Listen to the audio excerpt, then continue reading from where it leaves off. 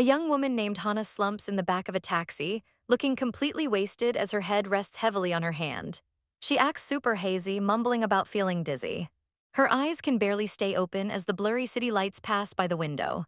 But this is a trap. The two sketchy guys up front tell each other to hurry up and grab her. They park the car and lean into the back seat, ready to take advantage of the helpless girl. They corner her, thinking they've just scored an easy target. The guy reaches down, preparing for the absolute worst. But out of nowhere, Hana launches a brutal kick directly into his teeth. Her hazy expression instantly shifts into a menacing smirk. She was faking the whole thing. Cops scramble onto the scene as Hana casually steps out of the car. She's covered head to toe in blood, but she cheerfully greets the officers like it's a totally normal Tuesday. The lead detective sighs, clearly used to her wild antics. A rookie cop points at her in shock, totally clueless about who she is. His partner drops the lore. This is Sergeant Hana Lee, a legendary counterterrorism agent who was scouted by an elite private military company. To make her even cooler, she's part of an insane brother-sister duo, with her twin working for national intelligence. The rookie instantly fanboys, practically begging her to join their local police team. Meanwhile, the detective is furious, scolding her for explicitly going against his orders to not kill anyone. Because in the background, the two thugs are folded up like absolute human pretzels in the dirt. Hana just strikes a smug pose, playfully claiming she was acting in self-defense while heavily intoxicated. She casually tosses the detective a bag holding a knife and a burner phone. She explains that the audio recording perfectly sets the creeps up for attempted murder and robbery. She looks at her arms in disgust, complaining about all the nasty evidence they left on her clothes. She calls the detective over as he inspects the evidence bag.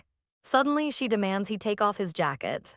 The detective is flustered, but Hana just shrugs, refusing to walk around the city looking like a horror movie extra. Defeated, he hands it over while the battered thugs are dragged away in handcuffs behind them. As she buttons up his oversized jacket, she reminds him that they wouldn't have caught the guys without her baiting them. The detective turns around to give her privacy, sweating as she demands to be paid in cold hard cash. She points out that he's definitely getting a promotion for this bust, so he promises to treat her after his next paycheck. With the deal struck, the detective offers to take her out for drinks to wash away the crazy night. Hana agrees, but strictly warns him to keep her name completely off the official police report. As they chat, the detective asks about her twin brother, Dewey. He mentions how Dewey has been globetrotting on dangerous missions ever since joining the Special Forces. Hana beams with pride, boasting about how smart her brother is as she pulls out her phone. Right on cue, her phone starts buzzing with an international number from Cambodia. She happily answers it, fully expecting her brother's voice on the other end. But the person on the line asks to confirm her identity first. The caller reveals they are from the National Security and Intelligence Service. Hana stops dead in her tracks as the agent mentions her brother. The voice delivers the absolute worst news. Dewey was killed in action during his last mission. The detective calls out to her from his cruiser, wondering what's taking so long. But Hana is completely frozen by the fence, the world stopping around her. She barely whispers into the phone, totally unable to process the words. The grief hits her like a massive truck. She completely snaps, screaming at the caller and calling them a liar. Tears stream through the dried blood on her face as she stammers in denial. She pictures her brother's gentle smile, refusing to believe someone like him could just be gone. She grips the phone so hard her knuckles turn white, choking back her sobs. The pain is unbearable. She collapses to the ground, crying so hard it feels like she's going blind and deaf all at once. She stares into the dark sky, praying this is just some awful nightmare she's going to wake up from. Her mind flashes back to their childhood where she was crying in a dark room. A young Dewey sits next to her, rubbing his own tear-filled eyes as he takes the blame for her actions. She tries to comfort him, telling him he didn't do anything wrong. Young Hana lays in bed, suffering from an allergic reaction caused by a careless teacher. Dewey tightly grips her hand in the dark. He makes a tearful vow that when he grows up, he'll become strong enough to protect her from everything. Back in the present, Hana sits on her bed, completely soaked in sweat. She aggressively grips her bedsheets as she remembers why she came back to Korea in the first place. Suddenly, a faint buzzing noise breaks her train of thought. She scrambles out of bed, frantically searching every corner of her dark room. She gets low to the ground, realizing the sound is coming from under her furniture. She pulls out a hidden satellite radio, staring at it in total disbelief. Through the heavy static, a voice breaks through, desperately calling her name. Hana frantically clicks the comms, demanding to know where the voice is. But the signal is absolute garbage, and she starts sweating as the connection drops. She panics, knowing the line could fully disconnect at any second. She screams into the receiver, begging Dewey to just give her his coordinates. Dewey's voice cuts in and out, warning her to be careful because someone is trying to kill him. Hana immediately springs into action, determined to save him. She grabs her door handle, telling Dewey to stay quiet but keep the line open. She flips open a tracking device, zeroing in on his location. She tosses her suitcase onto the bed, realizing she has to get to Cambodia right this second. Her eyes are filled with pure determination. If she hesitates, she'll lose her brother for real. Meanwhile, halfway across the world in Sicily, Italy, a man emerges from a luxury swimming pool. He brushes his hair back, revealing himself as Giulio Parenti, a deadly mafia boss. His men inform him that a massive shipment of their goods was stolen in Cambodia. To make matters worse, one of their top operatives was shot dead at the scene. Giulio steps out of the pool as his men quickly dress him, looking slightly amused by the chaos. Without missing a beat, he orders his crew to prep everything for travel. A sinister smirk crosses his face as he realizes someone is actively trying to challenge him. Back with Hana, she is on the phone with Taejun, Dewey's intelligence colleague. She strictly orders him to stop crying and give her the facts. She asks the most important question, where is Dewey's body? Taejun nervously admits that the agency couldn't actually find it. Standing in the middle of the airport, Hana learns that a suicide bomber destroyed the entire crime scene. Taejun drops another bombshell. Dewey supposedly stole something incredibly valuable from the Mafia. Hana sighs, pulling down her sunglasses. This situation is turning into an absolute mess. She orders Taejun to meet her at the main exit of the Phnom Penh airport immediately. Taejun is shocked she's actually flying out there, trying to talk her out of it. But Hana's mind is made up. She's going to find exactly what was left behind. Hana steps out of the airport in Cambodia, immediately fanning herself in the sweltering heat. She looks around annoyed, wondering where Taejun is. Suddenly, Taejun comes jogging up to her, sweating bullets and dressed like a total tourist. Hana asks where his agency car is, and he awkwardly excuses it by saying he's technically off duty. He nervously scratches his neck, looking incredibly sketchy as he makes excuses. He tries to rush her along, complaining about the intense heat. But Hana completely ignores him, demanding the exact coordinates where Dewey was last seen. Taejun stammers, sweating even more under her intense gaze. He points out a remote, run-of-the-mill village located 75 kilometers north of their location. He tries one last time to talk her out of this reckless mission. He warns her that if the intelligence agency finds out she's interfering, things will get dangerously complicated. But Hana's terrifying stare makes it clear she couldn't care less. Sitting in the back of the tuk-tuk, Hana pulls out a tablet and demands every shred of intel about her brother's last mission. She coldly lists off exactly what she wants to know, from his last known contacts to the clothes he was wearing. Taejun is sweating bullets as she threatens to show him what a complicated situation really looks like if he holds out on her. He sighs in defeat, warning her that this is the absolute last time he's breaking protocol. They finally arrive at a sketchy-looking building which serves as Dewey's undercover apartment.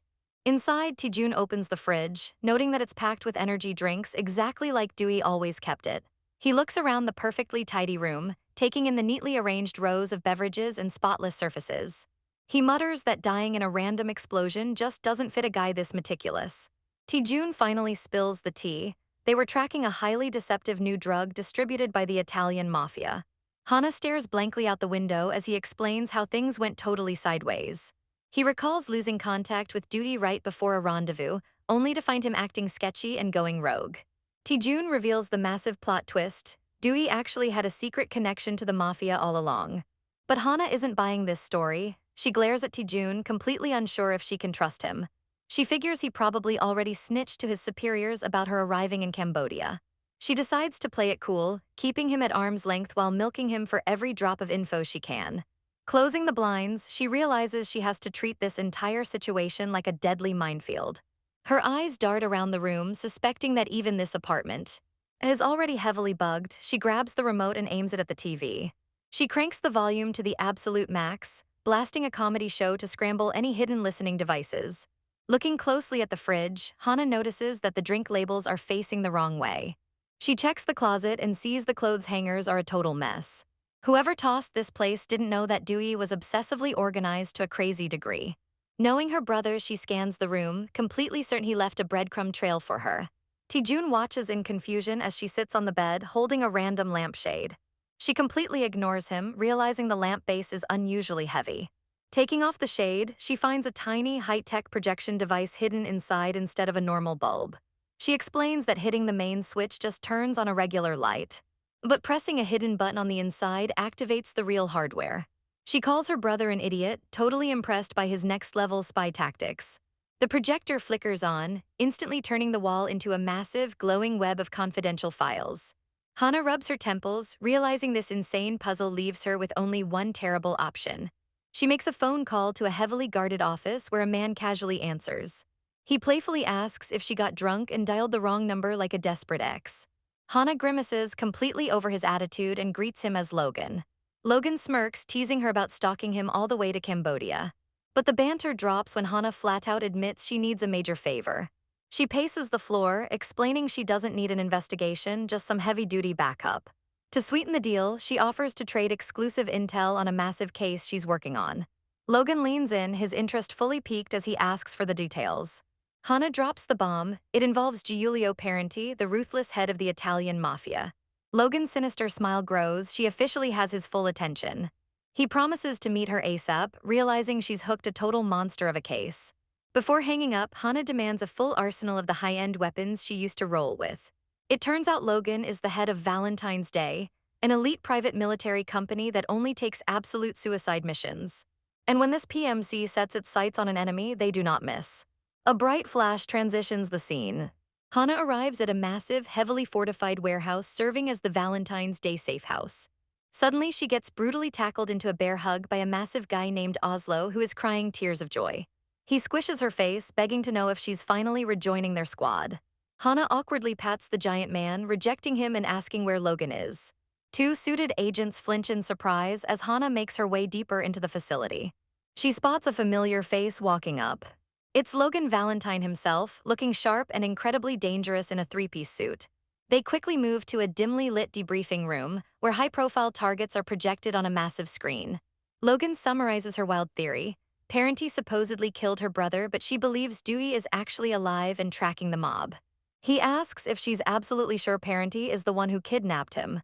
Logan strokes his chin, noting that something about this setup completely stinks.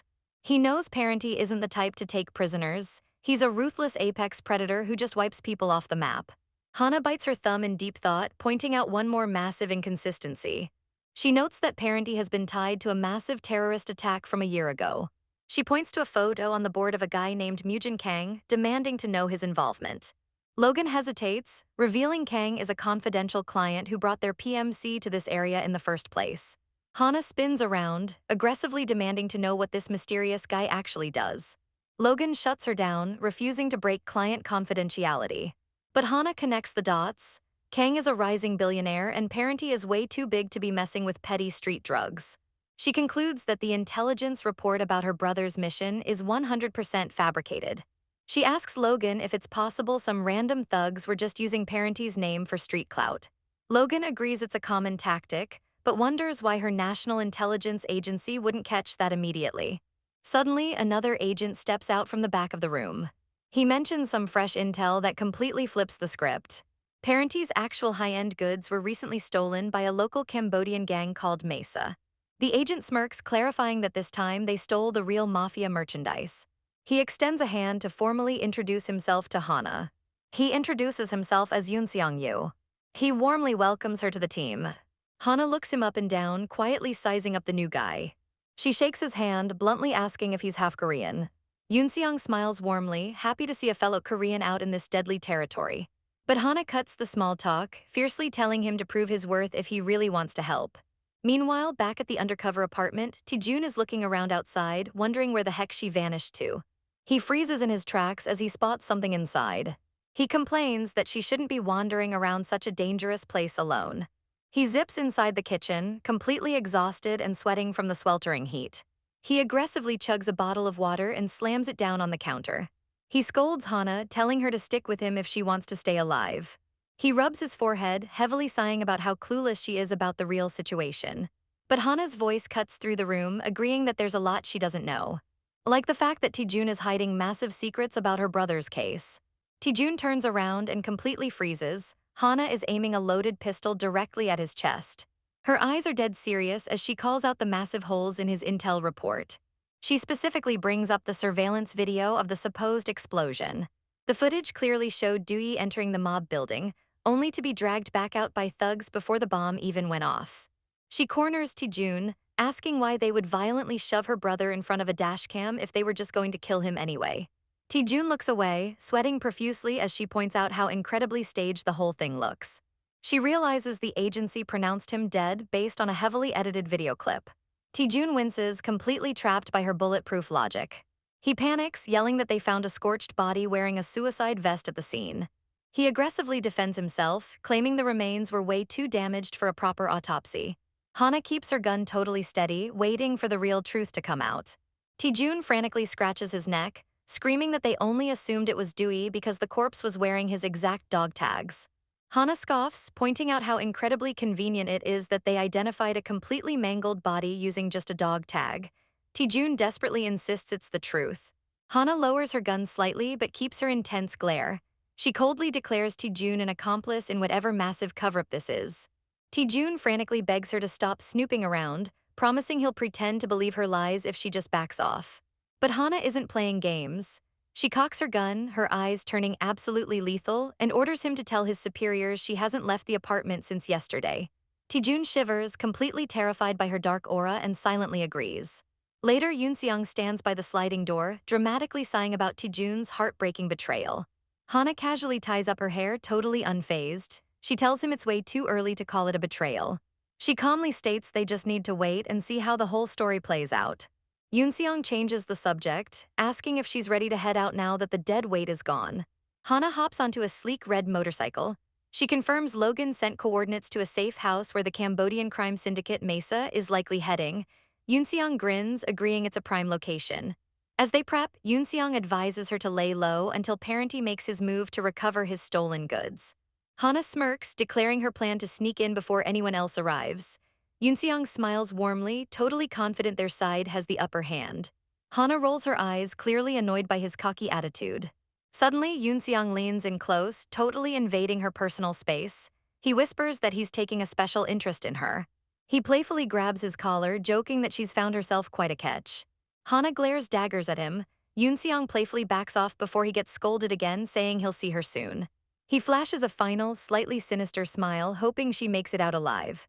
Hana just grunts, pulling on her motorcycle helmet to block him out. As she rides off, Yoonseong casually runs a hand through his hair, finding the whole interaction extremely amusing. Later, at a dimly lit safe house, Hana rummages through her duffel bag, muttering to her missing brother about the insane mess he dragged her into.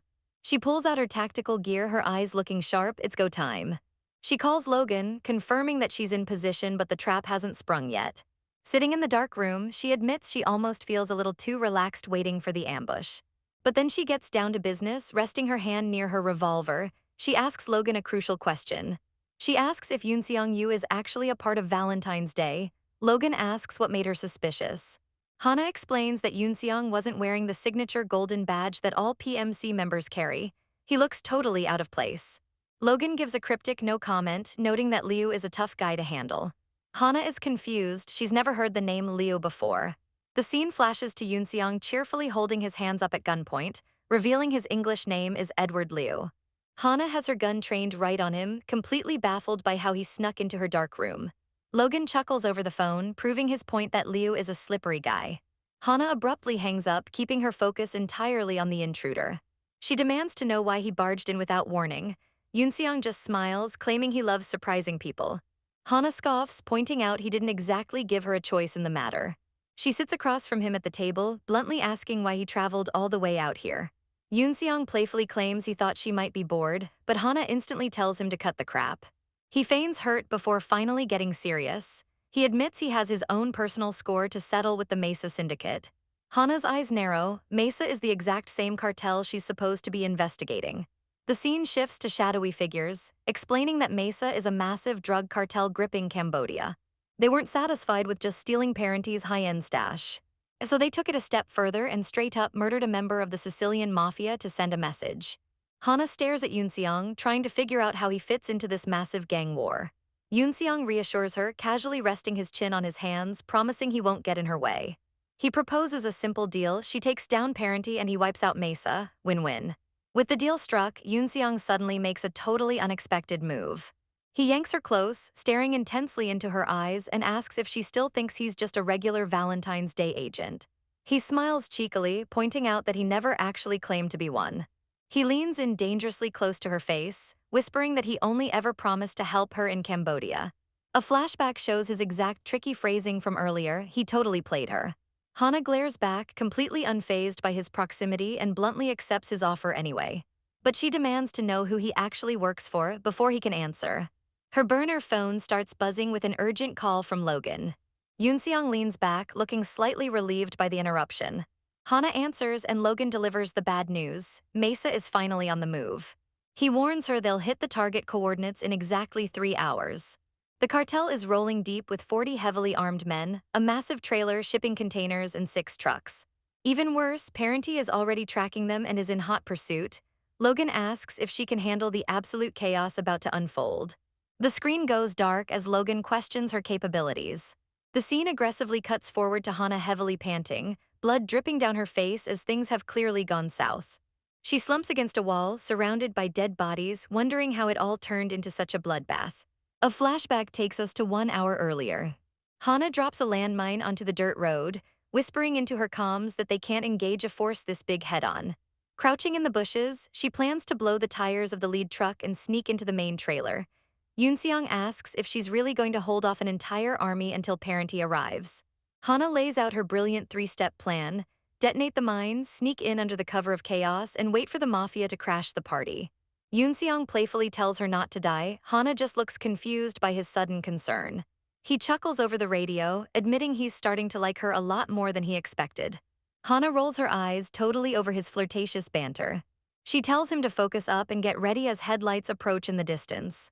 The massive Mesa convoy rolls in exactly 3 minutes out, and trailing 25 minutes behind them are 5 black SUVs. Yoonseong confirms over comms that Parenty is in those SUVs. With 1 minute left, the cartel trucks are speeding toward the trap at 70 km/h. Yoonseong suddenly detects signs of life inside the main trailer. The landmine goes off, sending the lead truck up in a massive fireball. Amidst the chaos, a masked thug sneaks up on Hana from behind. Without even looking, she whips out her pistol and absolutely brains the guy, blood splattering everywhere. She casually thanks Yoonseong for the callout as the thug slumps to the floor like a ragdoll. She quickly scales the back of the moving trailer, demanding an update on Parenty's position. He's only 5 minutes away. She pries open the trailer doors, warning that a massive collision is about to happen if Parenty intends to ram them. Stepping inside, she curses in frustration. The trailer is completely empty. She strides through the dark container, asking Yoonseong over comms if he has any idea who this cargo actually belongs to. Yoonseong yells back that it's Parenty's stuff. He sounds super stressed, realizing Mesa never actually wanted the Mafia's goods. Suddenly, the truck violently screeches to a halt. Hana gets thrown forward, blood streaming down her face as she braces for impact. She recovers instantly, pointing her gun dead ahead and threatening to shoot whoever is approaching. Giulio Parenty himself casually pushes her gun barrel directly against his own forehead, challenging her to pull the trigger. He smirks, his eyes glowing with malice, proving he is absolutely not afraid to die. Flashback to moments ago, Parenty's men ambushed her, resulting in a brutal scuffle that left her bloody and cornered. Now Parenty easily scoops her up in his arms, totally overpowering her. His right-hand man asks what they should do with the intruder. Parenty flashes a dark smile, ordering his crew to take her with them. Fast forward, Hana is tied to a chair. She flinches as Parenty notes her quick reflexes. She glares at the Mafia boss sitting casually across from her in a stark white room. Parenty exhales a puff of cigarette smoke and smoothly asks for her name. He deduces she was waiting for him inside that trailer all along. Hana boldly confirms it. Parenty smiles, noticing the cut on her lip, but before she answers any more questions, he coldly orders her to take off her clothes. Hana looks at him like he's crazy, pointing out that she's covered in grime and blood. She flashes a defiant grin, mocking his weird demand while looking absolutely filthy. Parenty steps in close, grabbing her chin. He menacingly reminds her that nobody said she was leaving this room alive. He aggressively grazes her bruised lip with his thumb, making her wince. He leans in right next to her ear, his intimidating presence filling the room. He confidently guarantees that by the end of this, she's going to be the one begging for his help. Hana just glares back, absolutely refusing to break. Parenty casually looks down at Hana, asking why she would possibly need his help. Instead of answering, Hana aggressively thrusts a cigarette against his mouth to shut him up. But Parenty is way too fast. He grabs her face, violently pressing his fingers into her mouth to pry it open. He leans in dangerously close, warning her that if she wants to roll with him, she better get used to things like this. Hana struggles against his grip, totally grossed out as she tries to tell him he misunderstood her intentions. Suddenly, a gray-haired guy bursts into the room, totally shocked by the scene. Hana instantly reacts, grabbing the newcomer from behind and using him as a human shield. She presses her gun to his head, while Parenti casually admits he was going to kill her but got a little distracted. He figures she came to assassinate him, but her weird behavior completely threw him off. Parenti casually drops his cigarette, totally unbothered that his man is being held hostage. The gray-haired guy is absolutely flabbergasted, realizing Parenti almost let him die again. Parenti sighs, taking back his harsh words, while Hana narrows her eyes, wondering what the guy meant by again. She doesn't understand their Italian chatter, but she knows something super weird is going on. Noticing the hostage's hands are bound, she quickly slices the thick rope to create a distraction. But the second he's free, the gray-haired guy violently shoves her away. He whips out a massive revolver, confidently declaring he's going to finish the job cleanly. Parenti glares at him, ordering him to stand down and go report yesterday's incident instead. The guy yells at Hana to back off, but she completely ignores him, aggressively jabbing her gun right into his temple and making him scream.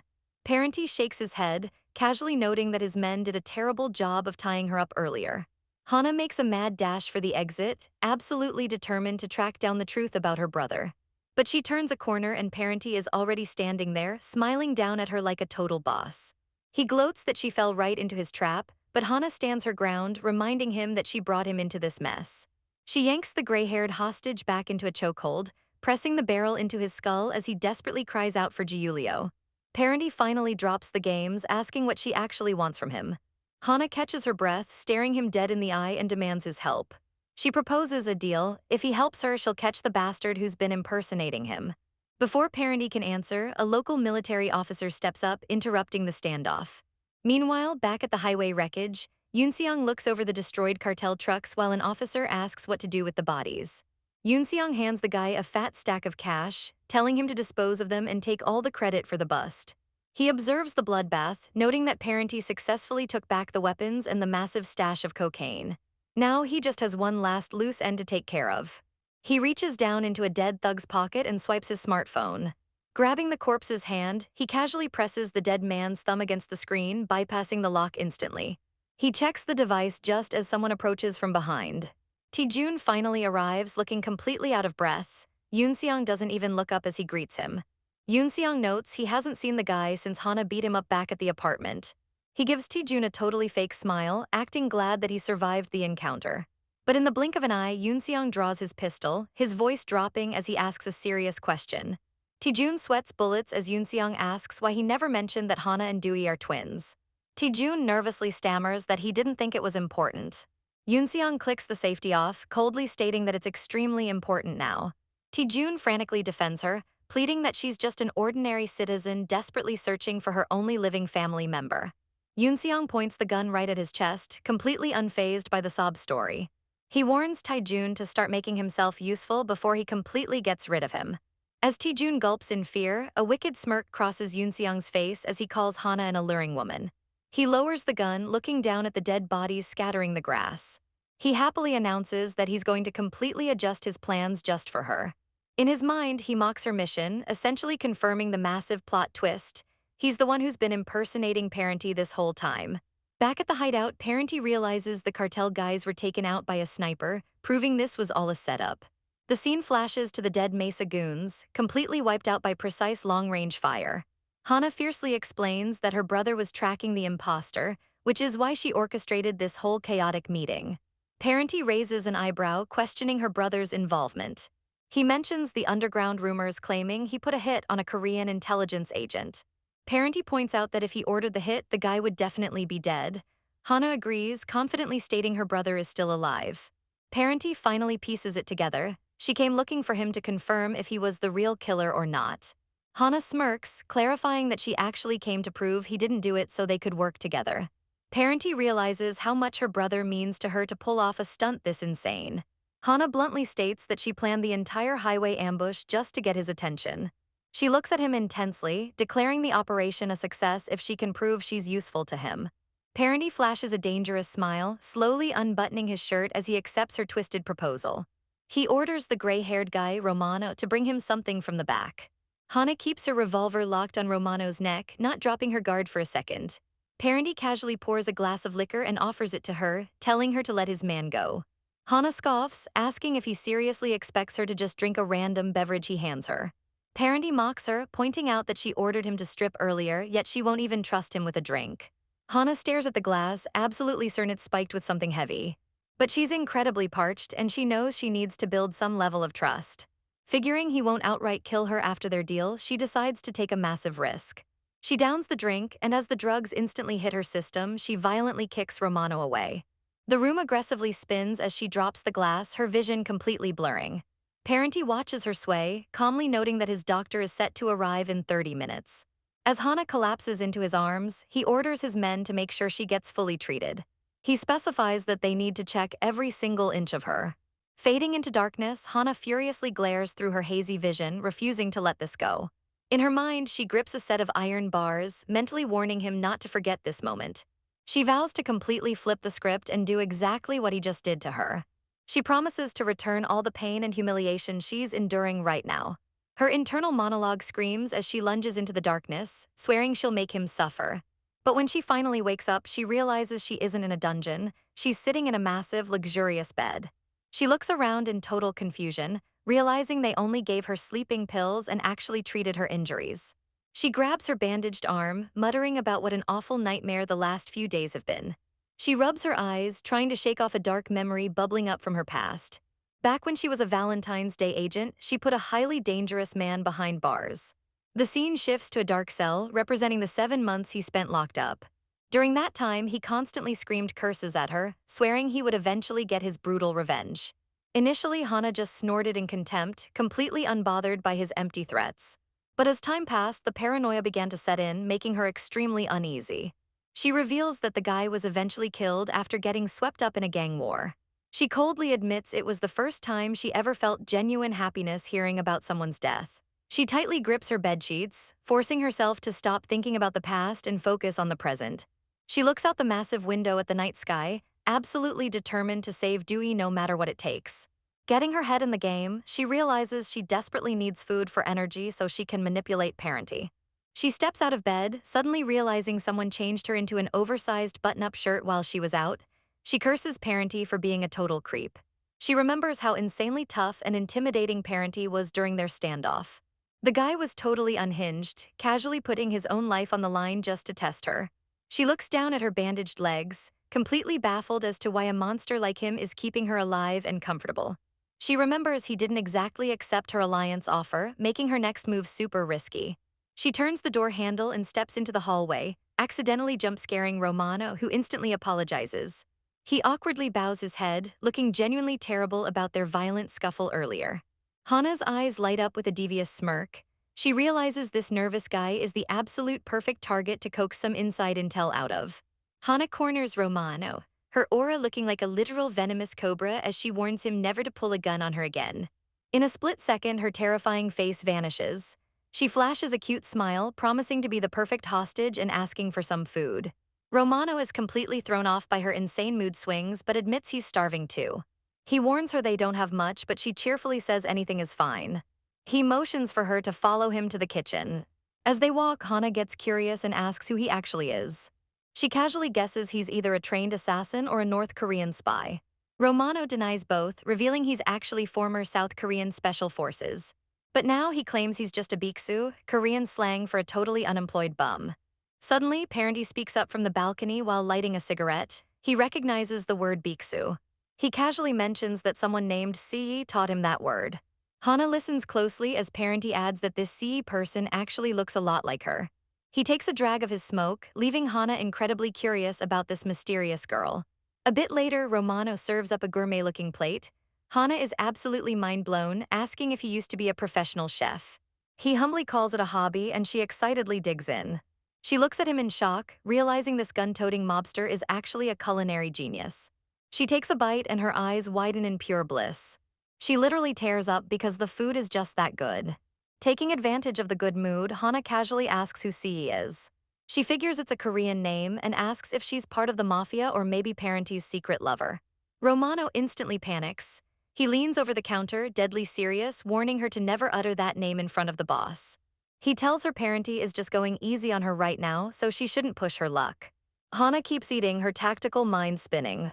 She agrees to drop it, but she knows there's a massive secret there. She smirks, absolutely certain there's some heavy history between Giulio and the CE girl. Romano changes the subject, confirming she's looking for her brother. Hana asks if he has any intel. He drops some chilling facts. Parenti hates the hassle of hostages and usually just slaughters them on the spot. As for the imposters running around, Parenti completely ignores them.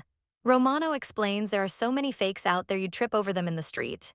Hana's eyes narrow. If Parenti doesn't care about imposters, why did he play along with her trap? She realizes she needs to stay glued to him until she can uncover the hard evidence proving her brother was framed. She crosses her arms, wondering what kind of 4D chess Parenti is actually playing. Trying to extract more info, she asks Romano if he's secretly FBI. Romano looks completely deadpan as she excitedly begs him to keep playing 20 questions. Suddenly, Parenti strolls down the stairs, looking sharp in a black dress shirt. He smirks, asking if the two of them were enjoying a cute little date. Romano absolutely loses it, screaming that she literally tried to kill him earlier and that he prefers voluptuous blondes anyway. Parenti completely ignores the tantrum and orders Hana to go change her clothes. Hana jokingly twirls around, complaining that she's actually starting to like the oversized shirt his guys put her in.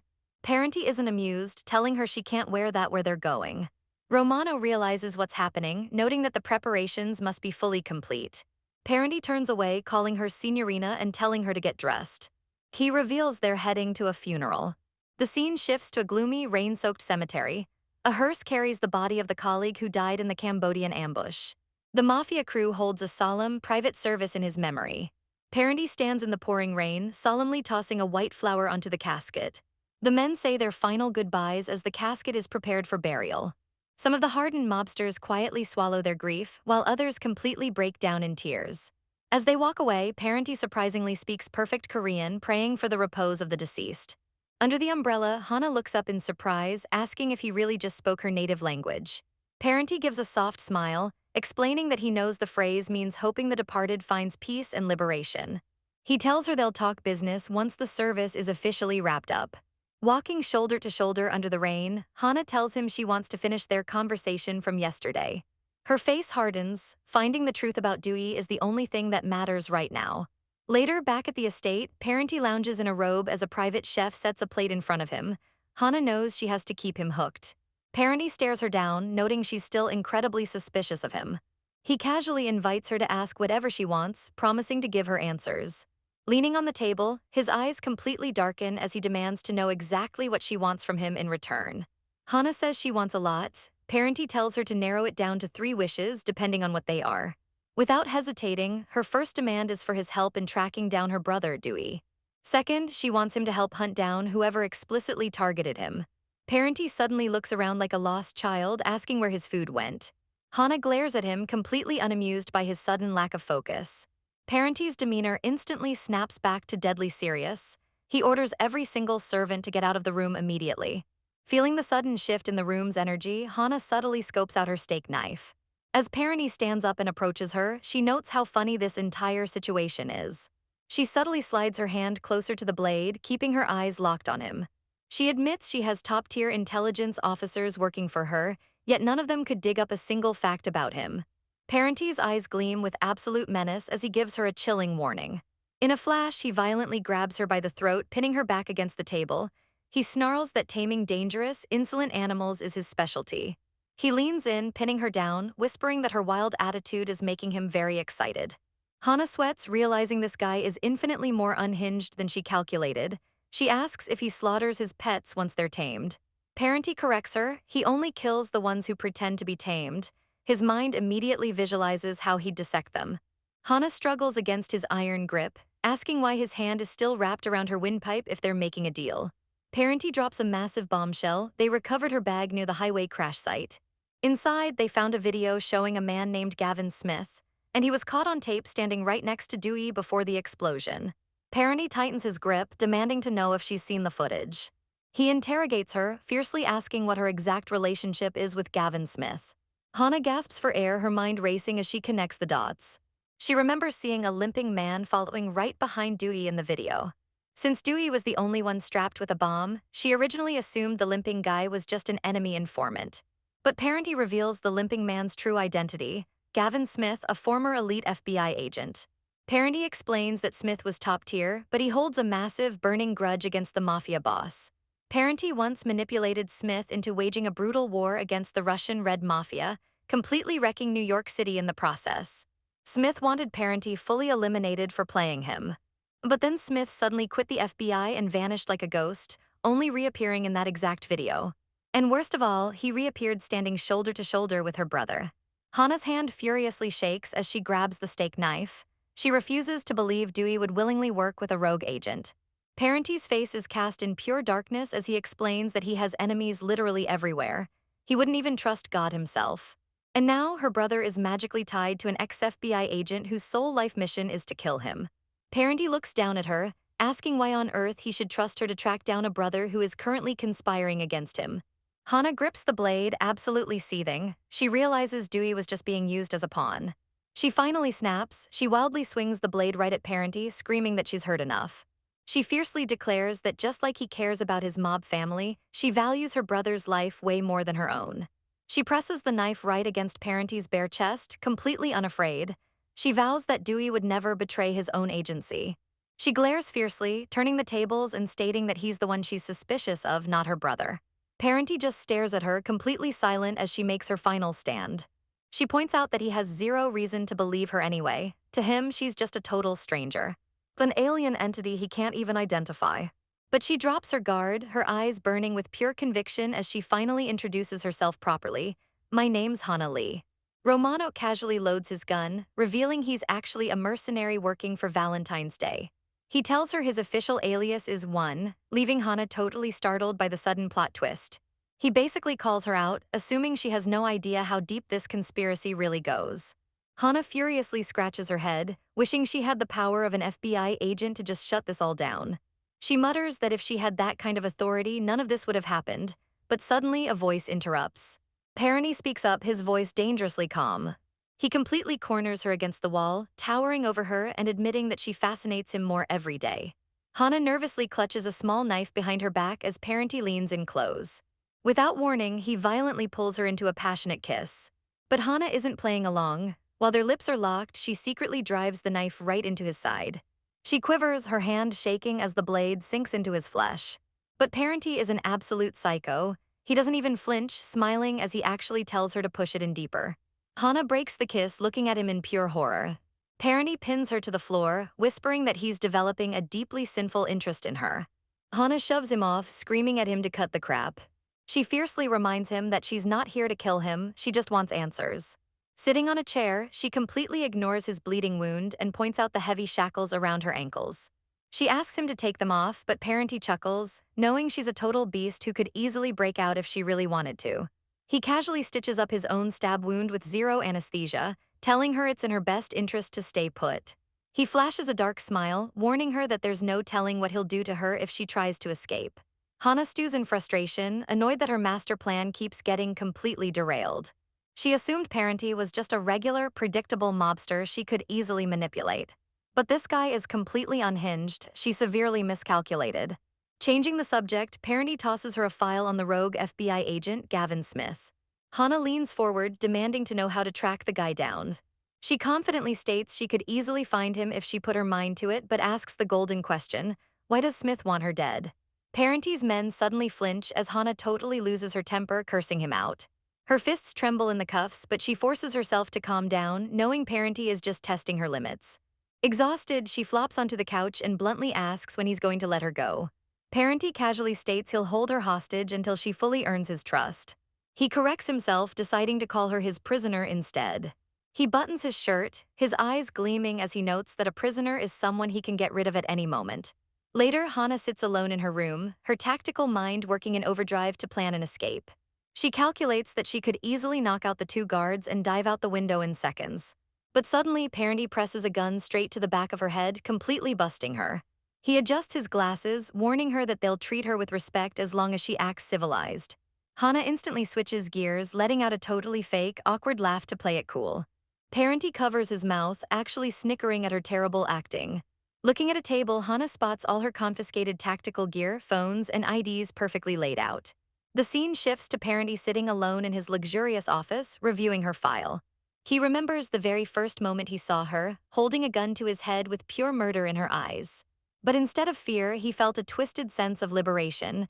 He actually wanted her to pull the trigger. Romano snaps him out of his thoughts, holding up a file and asking him to review it. Romano reveals he dug into the mysterious client, Mujin Kang. Parenty immediately orders him to find Logan Valentine's phone number as well. Romano's eyes widen as he realizes Hana used to work for Valentine's elite mercenary group. No wonder she's so dangerous. Parenty grabs a radio, his expression turning completely deadly. He buttons his suit jacket, casually declaring that they have a massive pile of bodies to catch up on.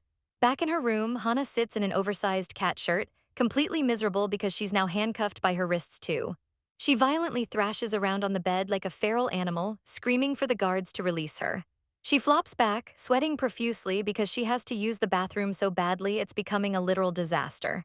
Parenty walks in and she immediately demands he undo the cuffs. She angrily rattles the chains, swearing she won't try to pull a fast one if he just lets her go. Parenty just stares at her, totally unbothered by her desperate bathroom emergency. Losing her mind, she wildly swings her cuffed hands at him, dragging him onto the bed. She screams right in his face, her cheeks completely flushed as she yells that her bladder is literally about to explode. Parenty looks down at her, murmuring under his breaths. He whispers that she is completely driving him insane. A few minutes later, Hana waddles out of the bathroom. Since she couldn't be trusted, he handcuffed her hands behind her back instead. Parenty sits on the bed and coldly points to his pants, demanding she put them back on him since she was the one who took them off to treat his wound. Hana glares at him, completely appalled by the ridiculous demand. She fumes, asking how the heck she's supposed to dress him with her hands locked behind her back. Parenty suddenly stands up, smirking as he says there's a very easy fix for that. He aggressively looms over her, making Hana completely panic. He grabs her by the waist, but the next frame reveals he was just lifting her to the sink so he could wash her hands for her. Hana's face turns beet red. She cannot believe the head of the Mafia is currently washing her hands like a toddler. Parenty smiles, playfully asking if there are any other body parts she'd like him to wash. Hana bluntly tells him that being so obviously horny is a massive turnoff. Parenty chuckles, noting that she literally stabbed him while they were making out. Hana violently twists out of his grip, screaming that he literally strangled her first. Parenty casually remarks that the choke marks actually suit her, cementing his status as a total psycho. Completely over it, Hana storms out of the bathroom. Later, Parenty hovers over her on the bed, teasing that he'll give her a present if she starts playing nice.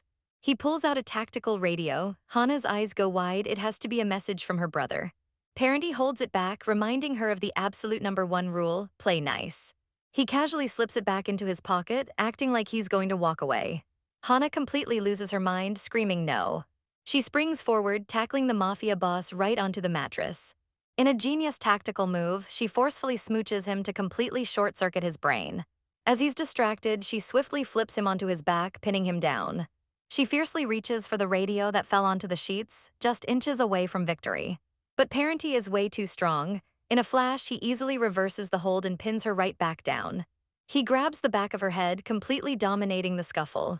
Parenty glares up at him, cursing him out. She sits up and angrily shouts his name, completely out of patience. Parenty calmly wipes his lip, telling her to save that kind of energy for someone else. He mutters to himself, realizing he was an idiot for thinking she'd ever act like the mysterious CE. He abruptly stands up, completely shifting the vibe, and orders her to follow him. He tosses her a key on the floor, revealing they have guests waiting downstairs. Hana looks incredibly confused, wondering who on earth would be visiting a mob boss's secret lair. Parenty smirks, referring to them as relief pitchers. He vaguely states that these guests are here to help her regain her precious freedom. Before they leave, Hana desperately begs for just 1 second to look at the text message on the radio. Parenty acts completely smug, acting like she should be grateful he even gave it back to her. Hana fumes internally, wanting to absolutely end this guy. Parenty notes he can tell exactly what she's thinking. Hana sighs in defeat. She asks if they really have to go meet people with her looking like a complete mess. Parenty leads the way down the massive spiral staircase, doubting anyone will think it's weird, but Hana knows they're going to get the total wrong idea. As they step into the living room, Oslo violently springs out of his seat, screaming Hana's name. Logan stands behind him, utterly speechless. Hana stands there next to a half-unbuttoned Mafia boss, wearing an oversized cat shirt, messy hair, and literal handcuffs.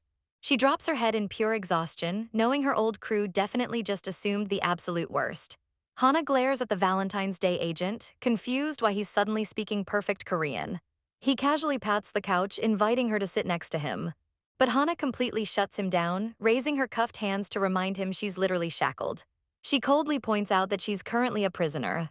The agent gives a fake sympathetic smile, claiming he has to keep her tied up or else she'd absolutely wreck his subordinates.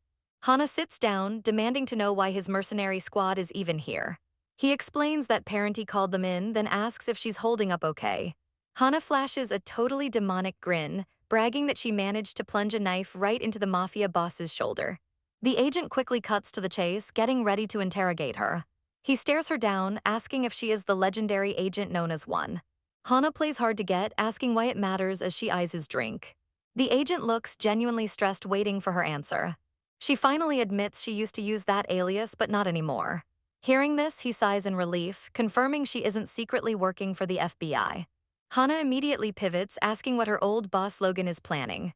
The agent ignores her question, stating he decided to personally act as her guard. He leans in, his eyes totally deadpan, asking for her permission. Hana tries to snatch his drink, telling him to back off and claiming they aren't exactly close. She aggressively tells him to knock it off and absolutely refuses to let him drag his men into this mess. But before she can grab the glass, he easily intercepts her cuffed hands, warning her that this is his business now. He intentionally drops the glass, letting it shatter on the floor, proving his point that she's way too dangerous for his regular men to handle. Defeated, Hana groans and asks for his name one more time. He formally introduces himself as Yoon-seong-yu. Hana jokingly tells him he's hired as he casually pours himself another drink. He smirks, telling her to drink up. A brief moment passes as she processes her new sketchy alliance. Later on, Hana rubs her completely bruised wrists. They finally took the cuffs off and returned her gear. Yoon-seong hovers nearby, warning her that if she doesn't behave, she'll end up right back in chains. She furiously glares at him, calling him an annoying jerk. Needing to cool off, she finally flips open her recovered phone, praying for a text from her brother. Her eyes widen in pure confusion as she stares at the screen. It's not a text, it's a blurry photo of someone's feet standing on a weird floor pattern. She quickly grabs a pen and starts sketching out the intricate design to make sense of it. She realizes it's definitely not just some ordinary floor. Suddenly, Yoon-seong leans right over her shoulder, completely invading her personal space to look at the sketch. Hana jumps, absolutely annoyed that he just barged into her room, but he claims she was too focused to hear him knock.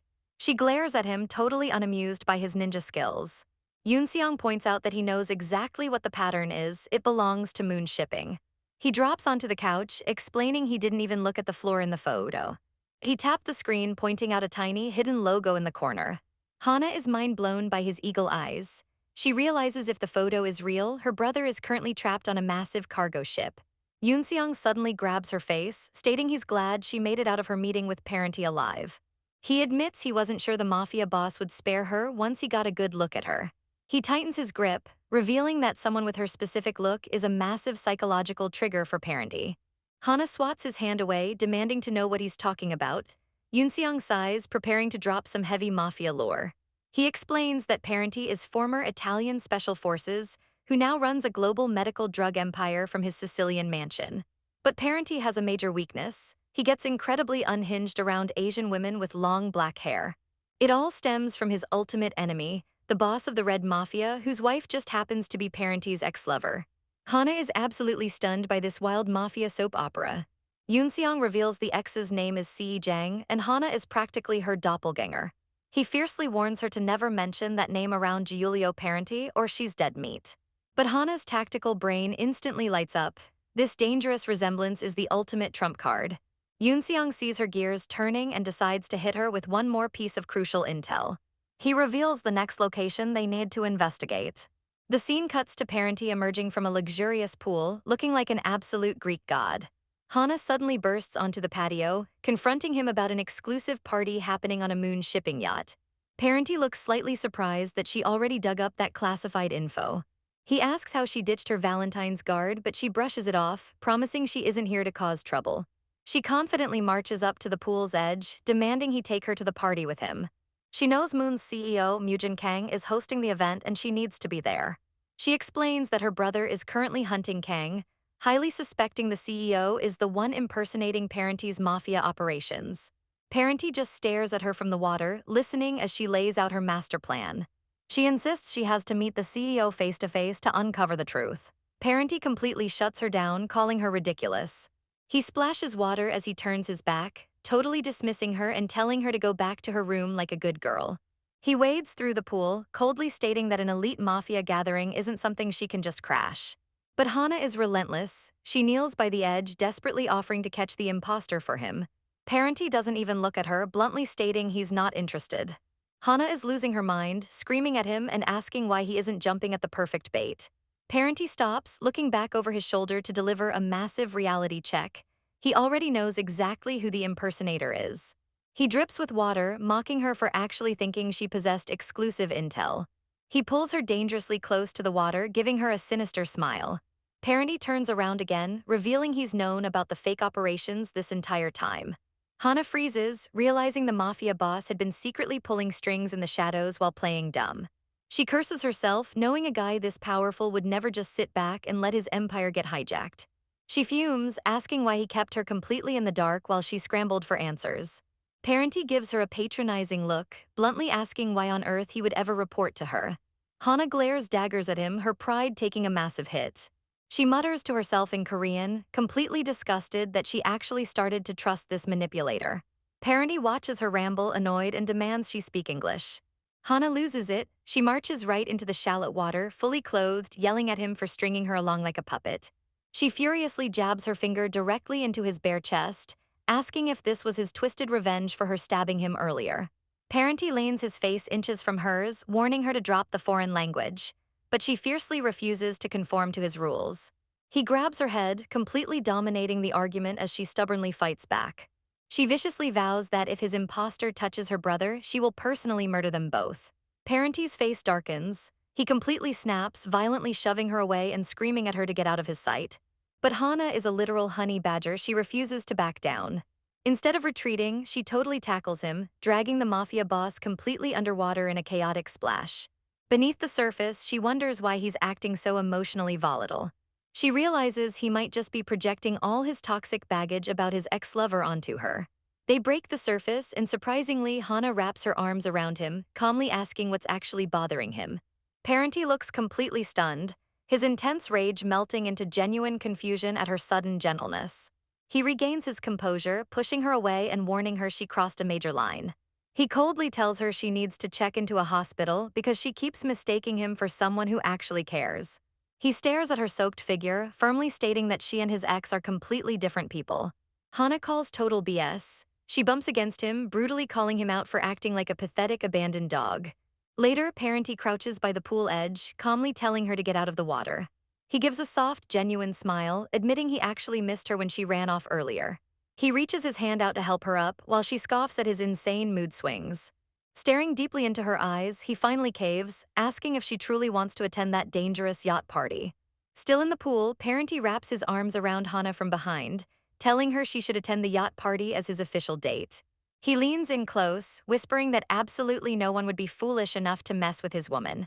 Hana's eyes go wide. She realizes this means he's actually taking her to the highly exclusive event.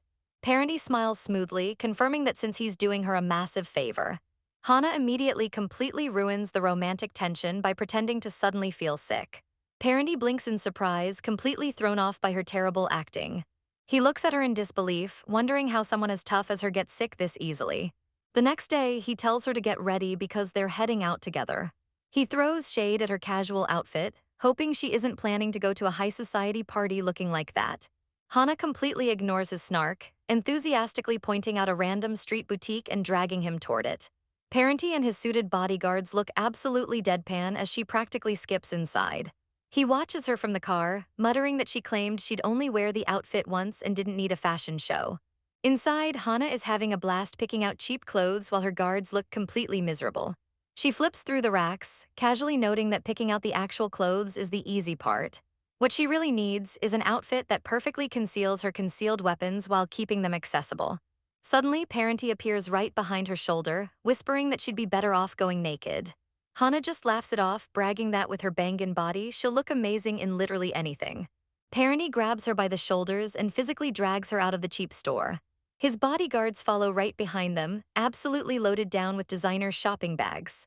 He strictly forbids her from wearing the cheap stuff she just picked out, but Hana argues she makes anything look luxurious. Parenty flashes a smirk, clearly thinking she's totally full of herself. Later, Yoonseong catches up with her, casually asking if she wants to grab a cup of coffee. Hana agrees, but only if they have a strong espresso.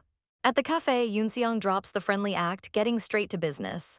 He rests his chin on his hands, staring her down and asking exactly what she wants from him. Hana knows he's going easy on her right now, and she has to take advantage of it because she desperately needs his intel. Yoonseong notes that unlike most people, she doesn't seem to be afraid of him at all. He asks a probing question, wondering if her parents passed away when she was young. Taking a sip of her coffee, Hana bluntly reveals she never had parents. She and Dewey were born in a motel. She explains that their mother abandoned them there and completely vanished. Ever since that day, her twin brother has been her entire world. Yoonseong looks slightly surprised, admitting that's a massive contrast to his own family dynamic. He mutters darkly that his siblings are always just looking for a chance to slit each other's throats. Before things get too deep, he stands up and slides on his sunglasses. He tells her the actual preparations are finally complete. He explains that her real clothes, shoes, and tactical gear are already waiting for her back at the villa. Hana's jaw drops, she looks at him like he's crazy. She yells at him, asking what the heck they were doing walking around the city this whole time. She's totally frustrated that he just followed her around silently while she shopped for nothing. Yoonseong casually admits he just found it amusing, plus he wanted some fresh air. Hana blushes slightly, completely exasperated by his weird mind games. Later that night, Yoonseong is alone in a dark room, talking on the phone and rummaging through a bag. He tells the person on the line that things are smooth sailing on his end. He orders them to start preparing a return trip to Korea. He sighs, admitting this operation is way more complicated than he originally anticipated. He pulls a flip phone out of the bag, noting that his rogue partner recklessly used Parenty's name. He taps the screen, realizing Hana must have snagged this exact phone to track her brother's location. Suddenly, he notices a figure standing in the shadows. He asks what she's doing in his room. He walks toward her, wondering if she was waiting for him to return, or if she was just waiting for a chance to stab him in the back. Hana doesn't flinch as he gets uncomfortably close. She calmly states she was waiting for him. Yoonseong smirks, highly doubting she came all by her lonesome just to chat. He mockingly asks how her little date with Parenty went earlier. Hana completely scoffs at the idea. She turns the tables, asking if he's secretly interested in the mobster. She questions if Parenty is his actual target, and if that's the real reason he volunteered to be her bodyguard. Yoonseong tells her not to be ridiculous, claiming he's just worried about her habit of rushing blindly into danger. He stares at her with intense eyes, stating he thought he already made his motives clear. He pins her against the glass window, smoothly confessing that he's romantically interested in her. Hana's face remains totally deadpan. She sarcastically remarks that she totally forgot. Yoonseong suggests that if she needs an ally, she should work with a fellow mercenary instead of trusting dirty mobsters. Hana points out the hypocrisy, noting that mercenaries shoot, steal, and kill just like the Mafia does. She asks how his PMC is genuinely any different from the cartel. Yoonseong looks away, insisting that they absolutely are different. Hana quickly snatches an object from him, totally unimpressed by his moral high ground. Yoonseong leans in, stating that at the very least, mercenaries don't treat people like shiny trophies. He brutally calls Parenty a low-quality fake, warning her that the mobster will immediately cast her aside once he tames her. He hands her a heavy pistol, dropping another massive truth bomb. Her brother was betrayed by his own agency. He adds that Dewey might have betrayed them right back, meaning absolutely no one is coming to rescue him. Hana asks the ultimate question, if the government is corrupt, who is she supposed to trust, him? Yoonseong stays silent, letting the heavy implication hang in the air. She pivots, asking if he knows what Mujin Kang, the CEO of the shipping company, actually looks like. Yoonseong confirms he does, but notes he can't just give away premium intel for free. They face off in the dark room, negotiating like true professionals. He asks what she can offer in return. He leans in dangerously close, offering to save her life exactly once in exchange for her cooperation. But then his voice drops to a lethal whisper. He warns her that if he catches her rifling through his things again. He aggressively grabs her shirt, his eyes full of absolute malice, telling her she's as good as dead.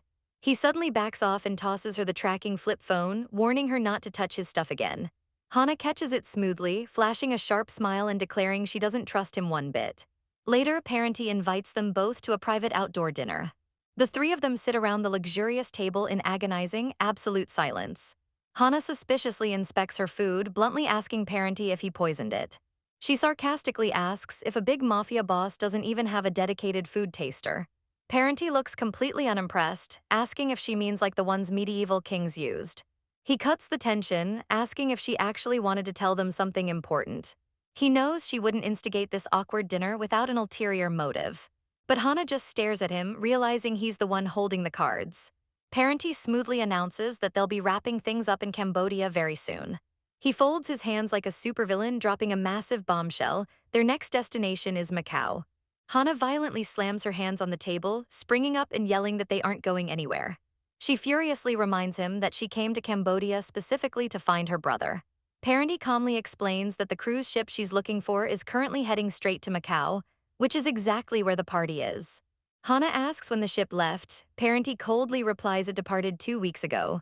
Hana grabs her head in sheer panic. It never even crossed her mind that Dewey might have already left the country. Parenti takes a sip of wine, stating he plans to return to Italy after they handle business in Macau. He looks out at the night sky, casually mentioning this might be their final dinner together. He raises his glass for a toast, fully in control of the entire situation. Sometime later, Yoonseong catches up with Hana, asking if she's really going out on her own. Hana is fully decked out in black tactical gear. She tells him she'll be fine and it won't take long. She gives him and Romano a chilling, strict order. If she isn't back in 10 minutes, they need to come stop her. Yoonseong is completely bewildered, wondering what insane stunt she's about to pull as Hana pulls her mask up and heads into the darkness. Out in the dark, Hana runs through her internal checklist. Before she leaves Cambodia, she absolutely has to secure the facts. She realizes that for Dewey to hide himself this completely, he definitely had inside help. She pieces it together. Someone helped him look into the massive conspiracy involving Giulio Parenti and Mujin Kang. But there's one final, massive loose end she needs to personally check. She arrives at a sketchy apartment door, overhearing Taejun on the phone claiming he feels sick and needs to return to Korea. He jokes to whoever is on the other line that he might be meeting his maker soon if he stays. After hanging up, he dramatically rubs his forehead, desperately trying to figure out how to flee the country. Suddenly, a voice asks if he's planning to run away. Taejun freezes as a masked figure steps out of the shadows. The intruder steps into the light, entirely clad in black tactical gear. Taejun sweats bullets as the figure holds up his recovered tracking phone, asking if he was looking for it. He instantly recognizes her voice and stammers out Hana's name, terrified by the heavy pistol in her hand. Hana casually asks why he's so jumpy, pointing out that he's acting exactly like a guy who just committed treason. Stepping into the light, she admits that technically she should be the guilty one, considering she stabbed him in the back just a few days ago. Taejun laughs nervously, claiming he couldn't blame her since she was blinded by the false hope that Dewey was still alive. He takes a cautious step back, practically begging her to put the gun down so they can talk it out like adults. Hana's eyes turn pitch black with rage. She demands to know exactly how long he plans on lying to her face. She firmly states that Dewey never had any actual ties to Parenti, calling total BS on the mobster hit story. Taejun aggressively clenches his fist, defensively asking how she could possibly know that. Hana drops the ultimate truth bomb. She knows because she found out who the real imposter is. She reveals it's Mujin Kang, the untouchable CEO of Moon Shipping. Taejun looks completely crushed that she figured it out. Hana takes 2 steps closer, giving him one absolute final chance to come clean. She cocks the pistol right at his head, asking the ultimate question. He was the one who betrayed Dewey, wasn't he? Taejun totally snaps. He violently scratches his neck, screaming that he didn't betray anyone, Dewey betrayed them. Hana isn't buying it. She calmly points out his deeply ingrained nervous tic. He always scratches his neck when he's actively lying.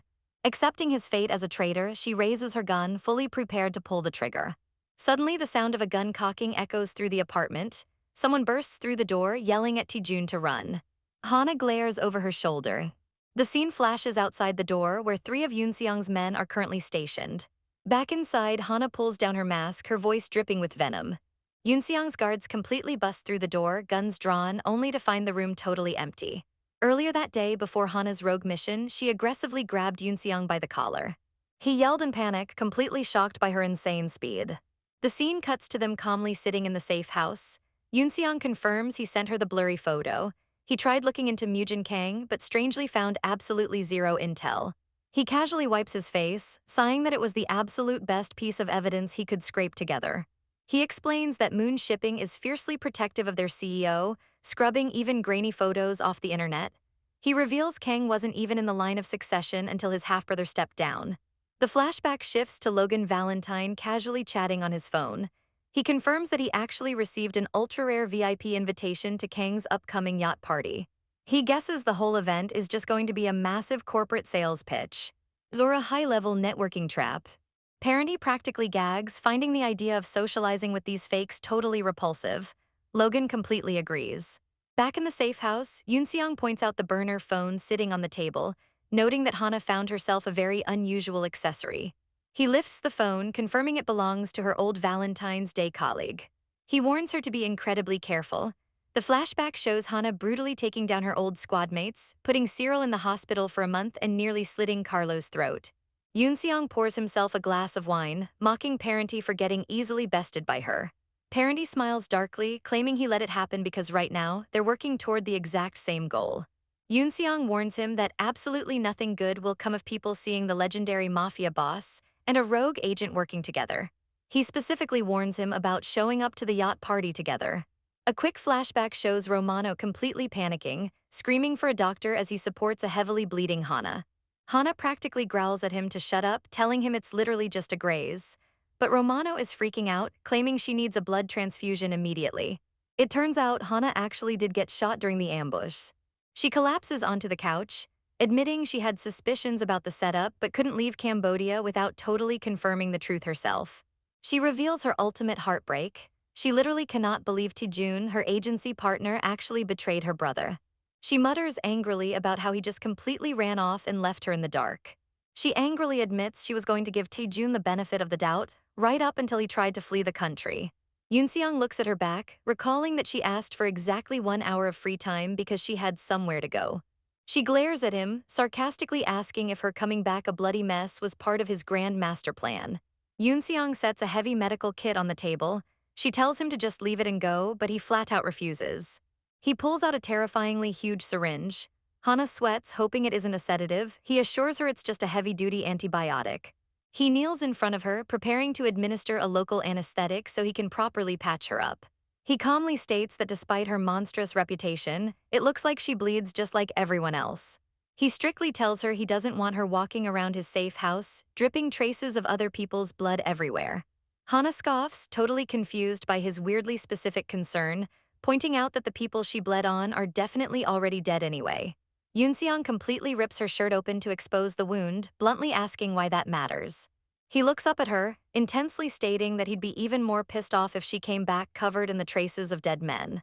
Hana stares at him, her tactical mind whirring. She wonders if she should try totally enticing him to get the upper hand. She jokingly asks if she should only smear his specific fluids on herself instead. Yoon-seong completely freezes as he applies the bandage.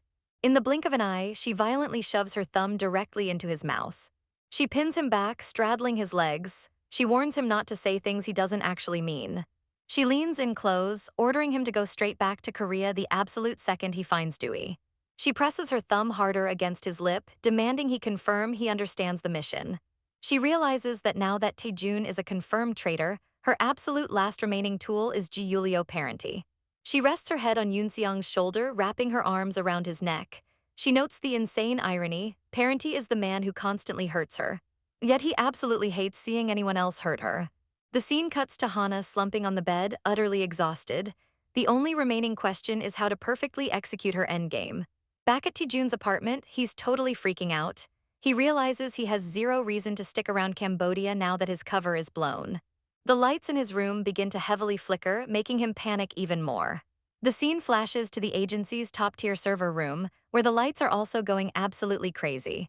Taejun looks around in total shock, wondering how anyone could possibly bypass their flawless security system. He reaches for his gun, completely terrified that an assassin breached the perimeter without triggering a single alarm. Out of the shadows, Yoon-seong appears. He warns Taejun not to even think about trying to run away. He takes a cool drag of his cigar, his shirt half open, casually stating that running will only make his inevitable death infinitely worse. Taejun's jaw drops. He instantly recognizes the legendary Giulio Parenty standing in his living room. Yoonseong smirks, noting that he heard Taejun has been running around explicitly posing as him. Taejun frantically stammers that he never did. Yoonseong exhales a cloud of smoke, coldly stating that every single piece of evidence points directly to him. Taejun absolutely loses it. He screams at the top of his lungs that he was completely framed. He desperately pleads, claiming he knows who the real culprit is, but before he can utter a name, bang, Yoonseong fires. Taejun drops to his knees, screaming in agony as he grips his shattered kneecap. Yoonseong coldly states that the first shot was payback for framing him. He casually walks over to the bleeding man, perfectly mimicking Parenti's ruthless aura. He states that the next shot is simply because he's in a foul mood. He completely racks the slide on his pistol, ready to execute him. Back at the safe house, Hana violently shoves Yoonseong, screaming at him for constantly barging into her room. Yoonseong just smiles warmly, claiming he came to check on her because he knew the anesthesia was going to wear off soon. He gently places his hand directly over her bandaged wound. Hana immediately gets defensive, telling him not to worry because Parenti already took care of it. She casually notes that the Mafia boss is actually pretty good at patching people up. She brags that they didn't even have to call a doctor because Parenti handled the bleeding perfectly. Yoonseong mutters to himself, genuinely wondering if the ruthless Mafia boss actually has real feelings for her. Hana hears him whisper and snaps at him, asking what he just said. Yoonseong quickly plays it off as nothing. He hands her a cold bottle of water, quickly changing the subject. He informs her that Logan called while she was passed out. He reveals that Valentine's Day is officially providing Mujin Kang with a top-tier bodyguard for the upcoming yacht party. Hana connects the dots instantly. Yoonseong hands over the water, explicitly instructing her that all she has to do is look for Oslo at the party, and she'll have the perfect inside man. Yoonseong hands Hana a bottle of water, fully establishing his role as her handler. We cut to the sparkling night skyline of Macau. In their luxury suite, Yoonseong gets handsy, planting kisses on her shoulder while she's wearing a stunning black dress. She asks what he thinks he's doing, and he smoothly plays it off. He pulls her close, playfully acting like he's just innocent. Hana complains about sharing a room, knowing people will get the totally wrong idea. Yoonseong reminds her they have to play the part of a power couple because eyes are everywhere. He helps her with her dress, but immediately goes back to kissing her neck. She tells him to knock it off, reminding him they literally have a party to get to. He smirks, deeply kissing her shoulder and brushing off her protests.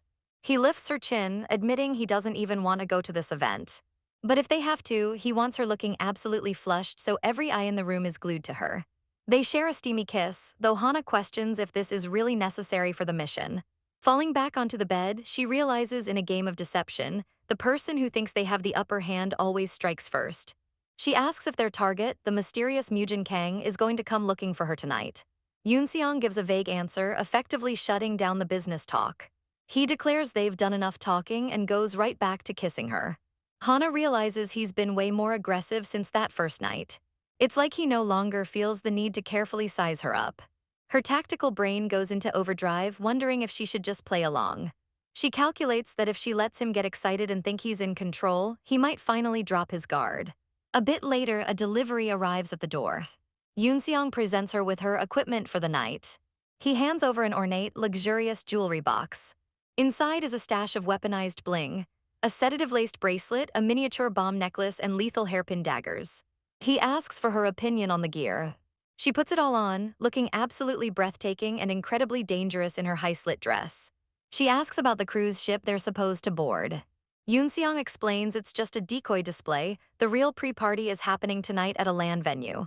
Fully prepped, he offers his hand and they head out to the event. They arrive at a massive, incredibly lavish estate. Hana gulps, her heart pounding as she realizes this is exactly where her brother is supposedly waiting.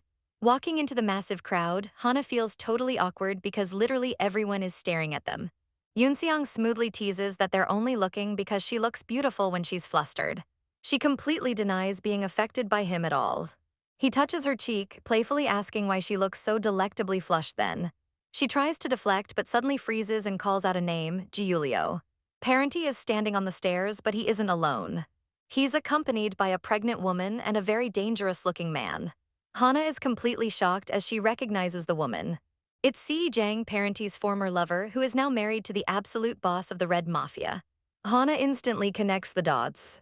The icy, silver-haired guy standing with them is Yuri Petrov, a top-tier executive for the rival syndicate.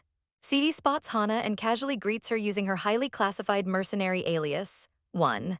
Hana's eyes go wide, completely spooked that this woman knows her secret identity. Yoonseong instantly pulls Hana close, playing the fiercely protective boyfriend.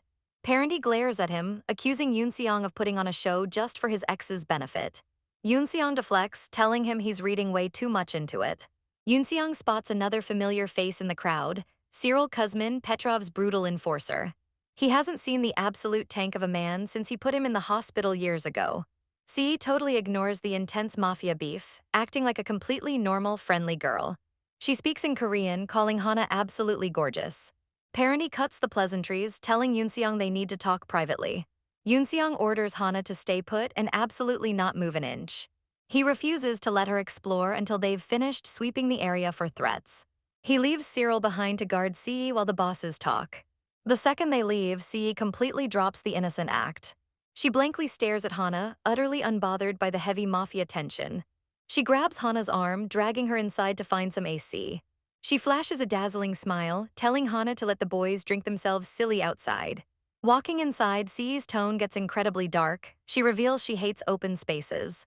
She points out that the tall buildings surrounding the venue are the absolute perfect hideouts for enemy snipers. Suddenly, she violently yanks Hana close. She tells her to act natural, whispering that the target, Mujin Kang, isn't going to show his face today. She tells Hana to trust absolutely no one, before playfully winking and saying she can trust her, of course. CE inspects Hana's weaponized bracelet, casually revealing that she was the one who designed it. She drops a massive secret. Turning the diamond 90 degrees releases a hidden stimulant antidote in case she ever gets drugged. CE admits she kept that feature a secret from Parenty, only telling Hana because she actually likes her. Hana realizes this intoxicating, maddening charm is exactly why Parenty was so obsessed with this woman. She asks why C is sharing premium intel with her. C smiles softly, admitting she sees a past version of herself when she looks at Hana. Hana stubbornly claims she's completely different from her. But C counters that she also risked everything to save her family once. She warns Hana that the Mujin Kang showing up tonight is 100% a fake. Hana asks where the real one is. CE guesses the real boss is safely watching them from the shadows. Hana's tactical mind races. If Kang sent a decoy knowing an assassin was coming, he wants the stand-in killed. Suddenly, Hana spots a very familiar face in the crowd. It's the rogue FBI agent Gavin Smith disguised as a waiter. CE tells her to sit tight while she calls for backup. She radios Yoonseong, directing him to block escape routes for a waiter wearing a red bow tie. But Hana instantly sprints off. She realizes all the waiters are wearing black bow ties, including Smith. CE's lie just bought her a massive head start. Hana pushes through the crowd, determined to catch him. She runs into a dark corridor, completely out of breath, wondering where the heck he went. Suddenly, someone violently yanks her into a dark room.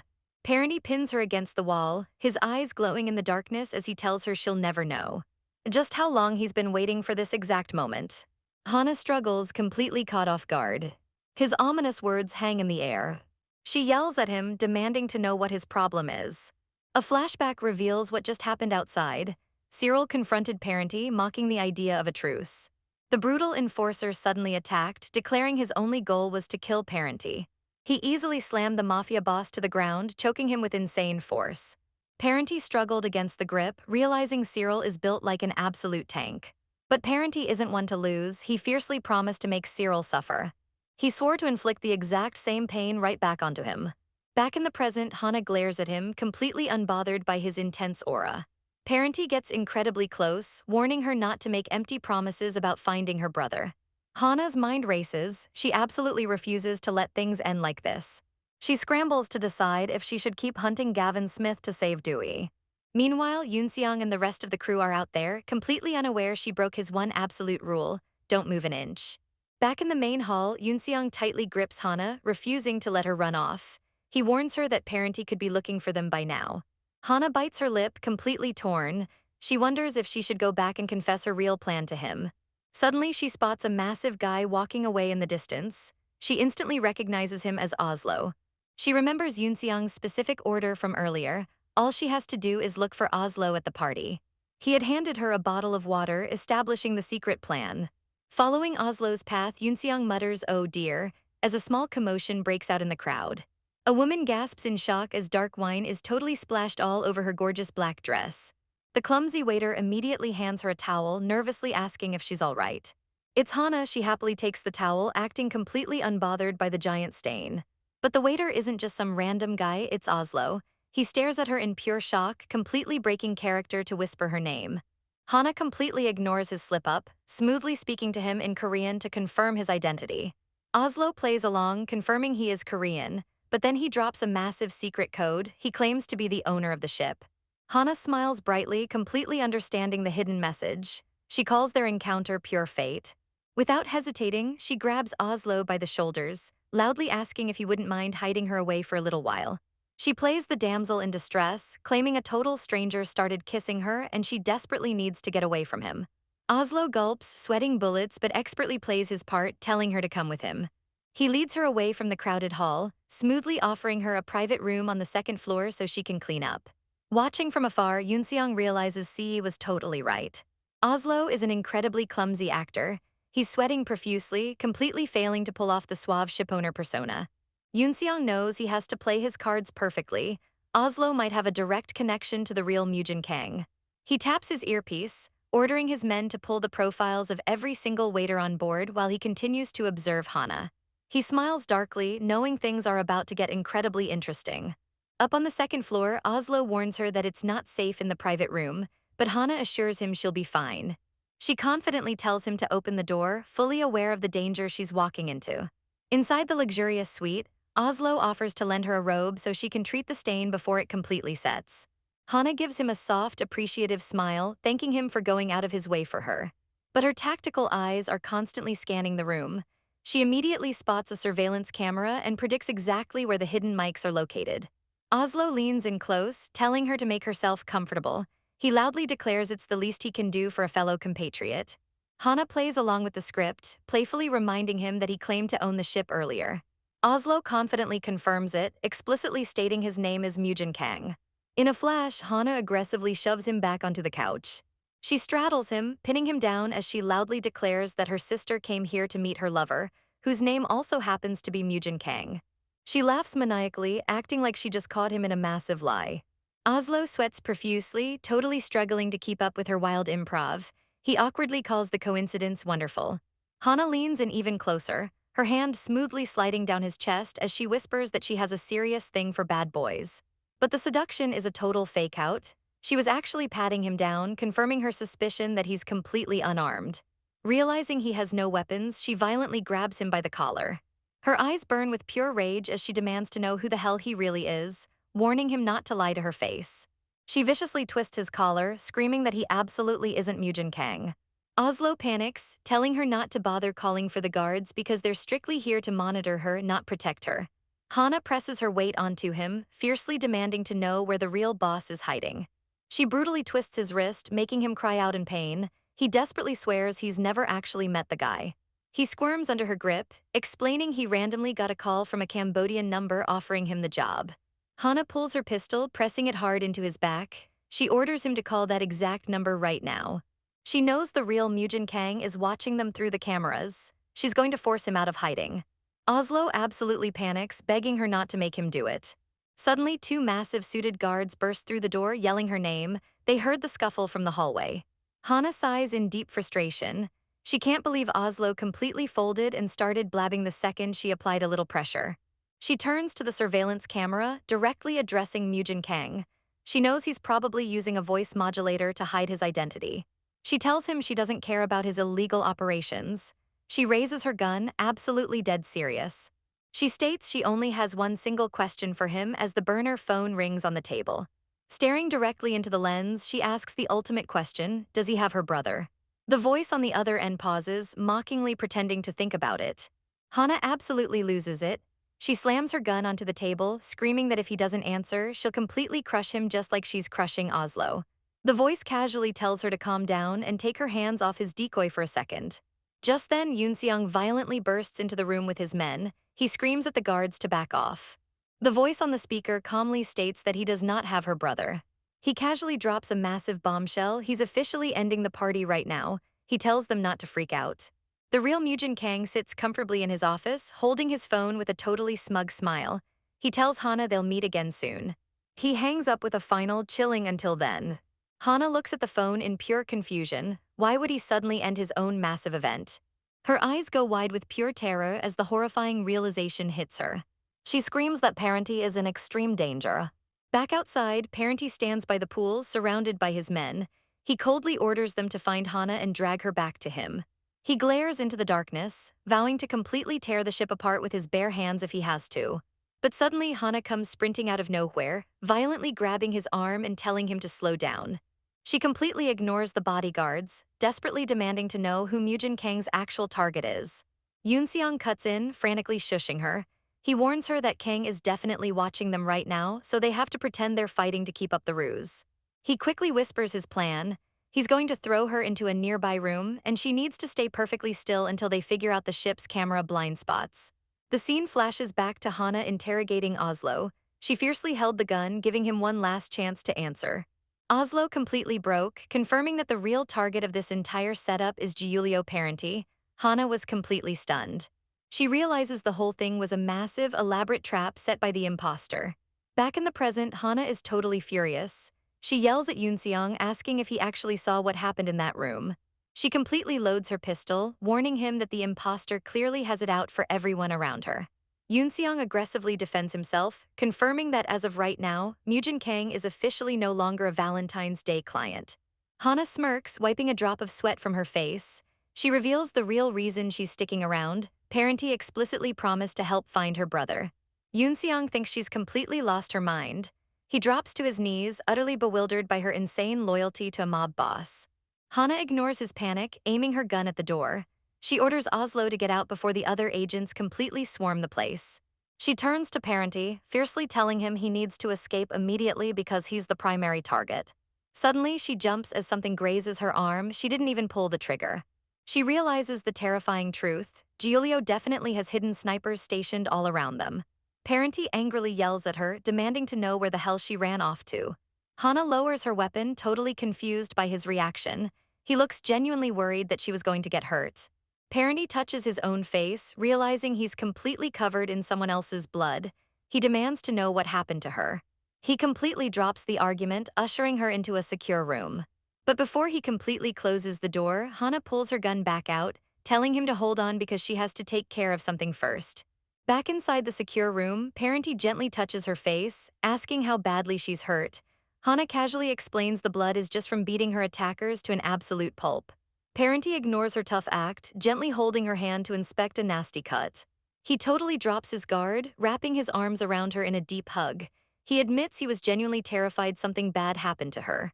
He holds her close, whispering that when he saw that sniper bullet fly towards her, his entire vision just went completely white with fear.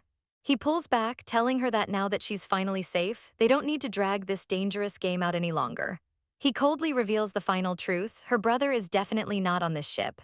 He grabs an expensive bottle of wine, casually taking a massive swig directly from the bottle. He assures her Dewey made it off the vessel safely. He pulls out his phone, making a ruthless call. He explicitly orders his men to completely destroy every single enemy target. Hana stares at him, utterly confused. She asks if he actually just drank from that specific bottle. Parenti smirks, noting he never drinks on the job, and asks what the problem is. The bottle rolls onto the floor, completely spilling red wine everywhere. Hana absolutely loses her mind, screaming at him to stop. She furiously demands to know exactly what was inside that specific bottle. Before he can answer, Yoonseong violently bursts through the door, screaming that they have to evacuate the ship immediately because the FBI is literally swarming the entire place. The scene opens on Yuri Petrov's luxurious hotel, The Class, where massive secrets are about to be unraveled. Hana drags a heavily bleeding Parenti through the lobby, cursing him for completely going berserk whenever someone else tries to touch him. Yoonseong helps carry him, nervously pointing out that the Mafia boss is insane even without the drugs in his system. Romano quickly strides toward them, relieved that they made it back from the yacht party safely. He assures them that no one can enter this specific floor without high-level clearance, so they can finally relax. Romano asks if Parenti was drugged or if he just knocked himself out. Hana drops him onto the couch, panting as she explains it was a little bit of both. Utterly exhausted from dragging a full-grown Mafia boss, Hana tosses the tracking phone to Romano without another word. She reveals it's a direct line to the mysterious Mujin Kang. She admits she doesn't know how to bypass the lock, but bets Romano's tech guys do. Yoonseong immediately steps in, ordering Romano to duplicate the data and install a tracker on it. He smugly reminds Hana that he's the one calling the shots here. Just as Hana is about to snap back, Parenti violently groans. Yoonseong tells her to put the medical supplies to good use while they handle the intel. A dark red wine spills across the screen as we learn exactly what happened at the party. The wine Parenti drank was spiked with an experimental stimulant mixed with a heavy aphrodisiac. Hana's eyes go wide. She asks how Yoonseong already knows exactly what was in the glass. He casually reminds her that gathering top-tier intel is literally his job. Romano looks at the unconscious boss, genuinely concerned about what will happen if they just leave him passed out on the couch. Yoonseong smirks, noting that Parenti waking up right now might make things incredibly difficult for Hana. She groans under Parenti's heavy weight. Yoonseong orders Romano to leave the room. Romano hesitates, clearly not wanting to leave his boss alone with two mercenaries. But Yoonseong coldly points out Romano's upper right abdomen, perfectly clocking that the bodyguard is also hiding a nasty stab wound. Romano tries to protest, but Hana violently shoves him toward the door, yelling at him to just go get treated before he bleeds out. Romano reluctantly steps out, asking one last time if she needs backup. Hana assures him she's perfectly fine handling the psycho on her own. He finally agrees, hyping her up from the doorway. He jokingly advises her to just dump ice water on Parenti if he starts acting crazy again. The door clicks shut. Hana looks down at the unconscious mob boss, completely dreading having to wake him up. Suddenly, Parenti's eyes flutter open. He's heavily panting, his face incredibly flushed as the aphrodisiac continues to ravage his system. He immediately commands her to get out of the room. Hana crosses her arms, sarcastically asking if he plans to take out his frustrations with one hand while bleeding to death. Parenti flashes a dangerous, feverish smile, panting as he admits that actually isn't a bad idea at all. Hana leans in, totally mocking him. She asks if he wants her to watch, joking that getting excited might help him finish faster. Parenti chuckles, warning her not to make him laugh while his entire body feels like it's on fire. The scene cuts to them in a massive walk-in shower. Parenti is fully clothed, sitting under the freezing water as Hana firmly holds him steady, telling him to keep a grip on reality. Later, she helps the soaking wet mobster back into the luxurious suite, knowing he absolutely hates asking anyone for help. She guides him toward the bed, trying to keep things strictly professional as she tells him to get some rest. But the aphrodisiac is too strong. Without warning, Parenti violently swoops in and crushes his lips against hers. He pulls back, his eyes burning with intense desire, and strictly orders her to get out of the room right now. Hana catches her breath, completely pinned beneath him. She tells him she isn't leaving because if she does, he won't have anyone to jump. Like a wild animal, she glares up at him, refusing to let him suffer through the withdrawal alone. She admits that getting involved in his mafia games might eventually get her killed, but a little physical danger tonight, that would never end her. She aggressively pulls his face close, fiercely telling him to just hold her. The tension completely snaps. They violently crash onto the bed, totally giving in to the intoxicating heat of the moment. Parenti pulls back, his shirt completely open. He stares down at her, warning her that she has an absolutely crazy look in her eyes. He flashes a devious, breathless smile, asking if this isn't exactly what she wanted from the very beginning. But suddenly, he forcefully grabs the back of her head, completely taking control of the situation. Hana's internal monologue races. She briefly wonders if they should really be crossing this massive line. She considers just injecting him with the hidden antidote capsule, even if the sudden chemical shock might severely damage his system. Parenti leans in close, whispering a dark apology right against her ear. He tells her that if she's starting to regret this, it is entirely too late to back out now. Hana flashes a wicked, challenging smirk right back. She boldly states that absolutely no one said anything about regret. She violently squeezes his hand, completely locking him in, and demands he doesn't go anywhere. Parenti's voice drops to a lethal whisper. He vows he isn't leaving until he's made every single inch of her body his. And she becomes completely drunk on him. The scene pans out to the luxury suite as the two totally surrender to the night. The next morning, Yoonseong completely shuts the heavy metal doors of a warehouse, complaining that he was about to die of hunger. He looks at his partner, who is dressed in a sketchy delivery uniform. He explains that the authorities were aggressively questioning every single waiter on the yacht. His partner limps slightly, revealing he had to completely disguise himself as a delivery guy just to sneak past the blockade. Yoonseong casually drops a brown paper bag onto the table, totally unbothered by the close call. The scene shifts to a high-tech surveillance room. Yoonseong explains he completely anticipated the heavy security response. He flashes a brilliant, cocky smile, bragging that he perfectly orchestrated the escape so the cops would never recognize his partner, no matter how closely they scrutinized the staff list. His partner scratches his head, suddenly dropping a massive piece of intel. While disguised on the yacht, he spotted a very familiar face. Yoonseong's confident smile instantly vanishes. He sharply asks who his partner saw. The partner looks right at him, confirming the ultimate twist. He saw Yoonseong's sister. The partner casually mentions he saw Hana explicitly hanging out with Giulio Parenti. He innocently adds that the two of them actually looked like they were completely in love with each other.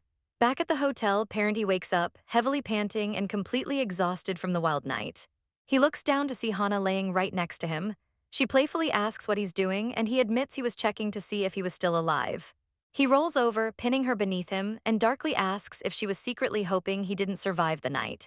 He brushes her hair back, deeply staring into her eyes as he asks if she was wondering if he had totally forced himself on her while drugged. He smirks, openly admitting that he wouldn't completely deny that he enjoyed it. Hana flashes a cocky grin, telling him he has to be kidding. She bluntly states she would never, ever let someone force themselves on her. She boldly claims that last night was nothing more than a simple, mutual exchange to completely satisfy their physical needs. But Parenti leans in close, perfectly reading her mind. He whispers that the more she acts like she wants him, the easier it will be for her to actually get what she wants. He completely sees through her manipulation. He hovers dangerously close, declaring that he'll gladly take that deal. He confidently states that right now they both want the exact same thing. But Hana violently pulls the bedsheet up, completely blocking his advance. She mocks him for immediately trying to make a move again. She violently rolls over, wrapping herself up like a burrito, and totally rejects him, warning him not to even think about touching her for the next 2 days. Parenti gently kisses her shoulder, smoothly whispering "as you wish," totally willing to play her game. But internally, he admits the terrifying truth. He thinks he really might be. Stalling for her, meanwhile, Romano slides a decrypted phone across the table to Yoonseong. They successfully hacked Mujin Kang's burner. Yoonseong taps the sleek black screen, bringing up the completely decrypted call logs. He reveals a massive breakthrough. The most recent call was traced directly to the inside of the yacht they were on yesterday. This means the real Mujin Kang was absolutely at the party. He looks at Romano, asking if they managed to pull any actual audio from the intercepted call. Romano holds up his own phone, playing the recording. Kang's voice echoes through the room, officially confirming he did not have duty with him. Hana listens to the recording, deeply analyzing the tone. She admits she can't be 100% certain he's telling the truth, but the odds are extremely high that he isn't lying. A flashback shows Gavin Smith disguised as a waiter at the yacht party. Hana figures with a rogue FBI agent actively hunting Kang. Things definitely weren't proceeding smoothly for the CEO. She asks Yoonseong if he can extract any intel from Logan Valentine. Yoonseong shoots it down, reminding her that Logan protects client privacy with his life. Yoonseong slides a heavily enhanced, grainy photo across the table. It's the only known image of the real Mujin Kang. He asks Hana if she recognizes the blurry silhouette. Hana stares intently at the photo, completely shocked. She notes that the jawline and posture look incredibly similar to Yoonseong himself. Suddenly, she realizes she hasn't seen Yoonseong all morning. Romano and Lorenzo are heavily injured, but where the heck did the mercenary go? Parenti leans over her shoulder, completely invading her space, and asks why she's intensely staring at a photo of another man. He gently rubs her shoulder, playfully asking if she's already tired of him, especially since he's the one she actually spent the night with. Hana turns completely red, asking if the massive Mafia boss is actually getting jealous. She points out that he completely ignored her during breakfast. She quickly regains her composure, reminding him this isn't the time for flirting. Parenti's face darkens. He coldly announces he just received a major update about the son of a bitch who betrayed her. He holds up his phone, showing a shocking news broadcast. Taejun is completely unconscious on a stretcher, the victim of a brutal murder attempt. Hana stares at the screen in pure disbelief, asking why anyone would try to execute Taejun now. Parenti turns to her, his eyes absolutely lethal. He states there's only one person capable of ordering a hit like this. He pulls out his phone to make a call, demanding to know exactly where the real Mujin Kang is hiding. The scene violently cuts to a massive press conference. Camera flashes explode everywhere as an incredibly formal man steps up to the podium. The news ticker labels him as National Assemblyman Moo Kang. He furiously shouts into the mics, claiming foreign criminals have ruthlessly targeted an innocent citizen and secret Korean agents. The broadcast shows the absolutely decimated safe house. The reporter confirms that Doo Lee was killed in the bombing, while Tae-jun Choi is currently in a coma fighting for his life. But then the anchor drops the ultimate bombshell: there was a third high-profile victim. The news cuts to a body bag being hauled off a dock. The CEO of Moon Shipping, Mujin Kang, was brutally murdered at his own party and his body was thrown into the sea. The assemblyman completely breaks down in tears on live television. He dramatically reveals that the late CEO was actually his estranged half-brother. He slams his fist on the podium, vowing to completely destroy the criminals who murdered his brother and mutilated his body, absolutely setting the stage for a massive, all-out war. On the television screen, Moo Kang tears up, revealing that they've already identified an accomplice in the bombing. He announces they've requested full backup from the FBI and CIA. He bows his head deeply, begging the citizens of Korea to keep the victims in their prayers. Yoon Seong watches the broadcast from his hotel, completely fascinated by the political theater. He honestly didn't expect Moo to manipulate public opinion so masterfully, right after confirming the fake Mujin Kang's death. Sitting in a sunlit cafe, Yoon Seong smirks, noting he had no idea Moo was such a talented actor. Suddenly, a voice interrupts him, asking what brings Mr. Valentine out here. It's Moo Kang himself. Yoon Seong calmly sips his coffee, stating he's officially here to terminate their contract. Moo acts completely shocked. Yoon Seong explains that Moo broke the absolute #1 rule: he actively targeted Valentine's Day agents. Moo scoffs, denying everything. He suggests the FBI actually orchestrated the hit, claiming it isn't far-fetched since they gathered all those criminals together under the guise of a party. Yoon Seong gives a totally sinister smile, telling Moo he has way bigger problems to worry about right now. He slides his phone across the table, showing Moo his own massive news broadcast declaring Mujin Kang dead. Yoon Seong leans in, his eyes totally deadpan, asking Moo who exactly benefits most from all this chaos. Moo starts sweating, realizing that the real Mujin Kang engineered this entire scenario. Everything is going exactly the way his brother wants. In a dark room, Yoon Seong calculates that the real Mujin Kang is insanely dangerous, and he should absolutely keep his distance. He turns his back on Moo, officially declaring that Valentine's Day will no longer accept any jobs from Moon Shipping. Desperate, Moo grabs his coat, offering to pay 5 times the normal rate. Yoon Seong stops in his tracks, turning back with a cold glare to ask what exactly Moo wants him to do. The scene flashes to the real Mujin Kang. His request is simple: protect Hana Lee. Back in the present, Yoon Seong stands in a steamy shower, completely frustrated. He wonders what on earth Hana is thinking by sticking with the Mafia. He remembers the yacht party, where she ordered him to block the escape routes for a waiter in a red bow tie. He knew instantly she was lying to buy herself time. He genuinely wonders if she's actually developed real feelings for Giulio Parenti. He grits his teeth under the freezing water, absolutely disgusted by the idea of her with that dilettante mobster. The shower turns off as he mutters how incredibly maddening this entire situation is. Stepping out of the bathroom, he remarks that it was an absurdly long shower. Standing in the shadows of his room is none other than Giulio Parenti. He slowly says Yoon Seong's real name. Yoon Seong smirks, grabbing a cigarette and casually telling the Mafia boss he must be in the wrong room. But Parenti doesn't flinch. He stands completely still, addressing him directly. Parenti takes a slow drag of his cigarette, completely owning the room, and bluntly tells Yoon Seong he's officially fired. Yoon Seong's face darkens. He asks why, mockingly wondering if Parenti is worried that he might actually snatch Hana away from him. Parenti glares back, absolutely furious. Flashback to the yacht party. Yoon Seong brutally pinned Parenti against the wall, dropping the act completely. He told the boss he never liked the look of him. Parenti smirked, replying that the feeling is 100% mutual. Parenti violently grabbed Yoon Seong's collar, warning him to keep his mouth shut if he knew what was good for him. Yoon Seong just smiled, noting Parenti didn't even try to deny his connection to CE. Suddenly, Hana burst into the room, screaming at them. She demanded Yoon Seong put his fist down immediately, completely misreading the situation. Parenti stared at her in shock, telling her not to make him repeat his order to stay put. Hana ignored his anger, demanding to know why he and Yoon Seong were physically fighting. Parenti just coughed, completely exhausted by the drama. He gently rested his head against hers, closing his eyes. He realized she had already made her choice. He shot a lethal glare at Yoon Seong, ordering her not to look at the mercenary. Parenti officially dismissed Yoon Seong as her bodyguard right then and there. But Hana completely rejected the order. She argued they couldn't fire him because if Yoon Seong actually was the real Mujin Kang, they needed to keep him close and monitor him. Parenti groaned, reminding her that he explicitly warned her to keep her distance from the mercenary. He pointed out that finding her brother was supposed to be her absolute top priority. The scene shifts to earlier in the night. Parenty pulls out the burner phone showing the grainy picture of Gavin Smith and Dewey.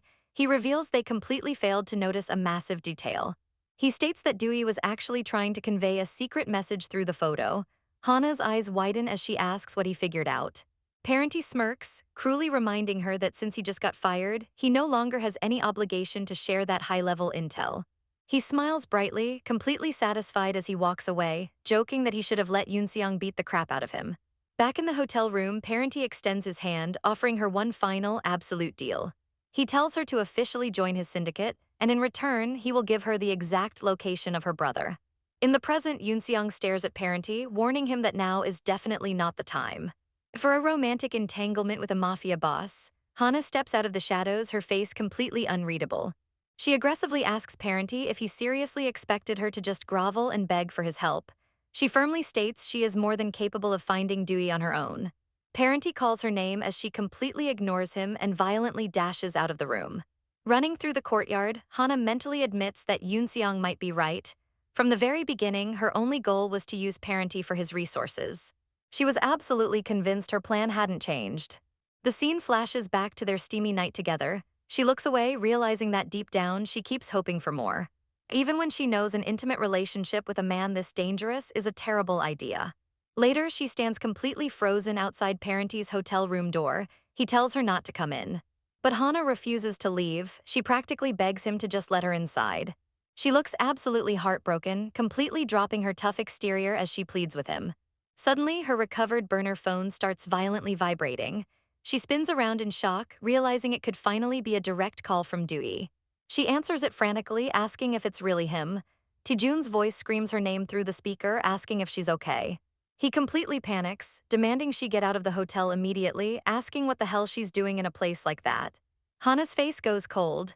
She stares back at Parenty's door, realizing Taejun completely forgot that Giulio Parenty is literally a mafia boss. She tells Taejun she already knows the risks. She knows he's a dangerous mobster, but she's already made her choice. Parenty is her absolute best hope for finding her brother. Taejun screams through the phone that Parenty is lethal and she could get seriously hurt. Hana snaps back, telling him she could say the exact same thing about him. She demands to know where he's been hiding, but Taejun claims his phone might be tapped so he can't give specifics. She violently grips a pen, demanding his exact coordinates so she can find him. She leans over the desk, her eyes completely manic. She vows to hunt down the bastards who falsely claimed he was dead and completely eradicate the sons of bitches who messed with him. She grips the phone, coldly promising to kill them all. She whispers into the receiver, desperately begging Dewey to just hold on a little longer.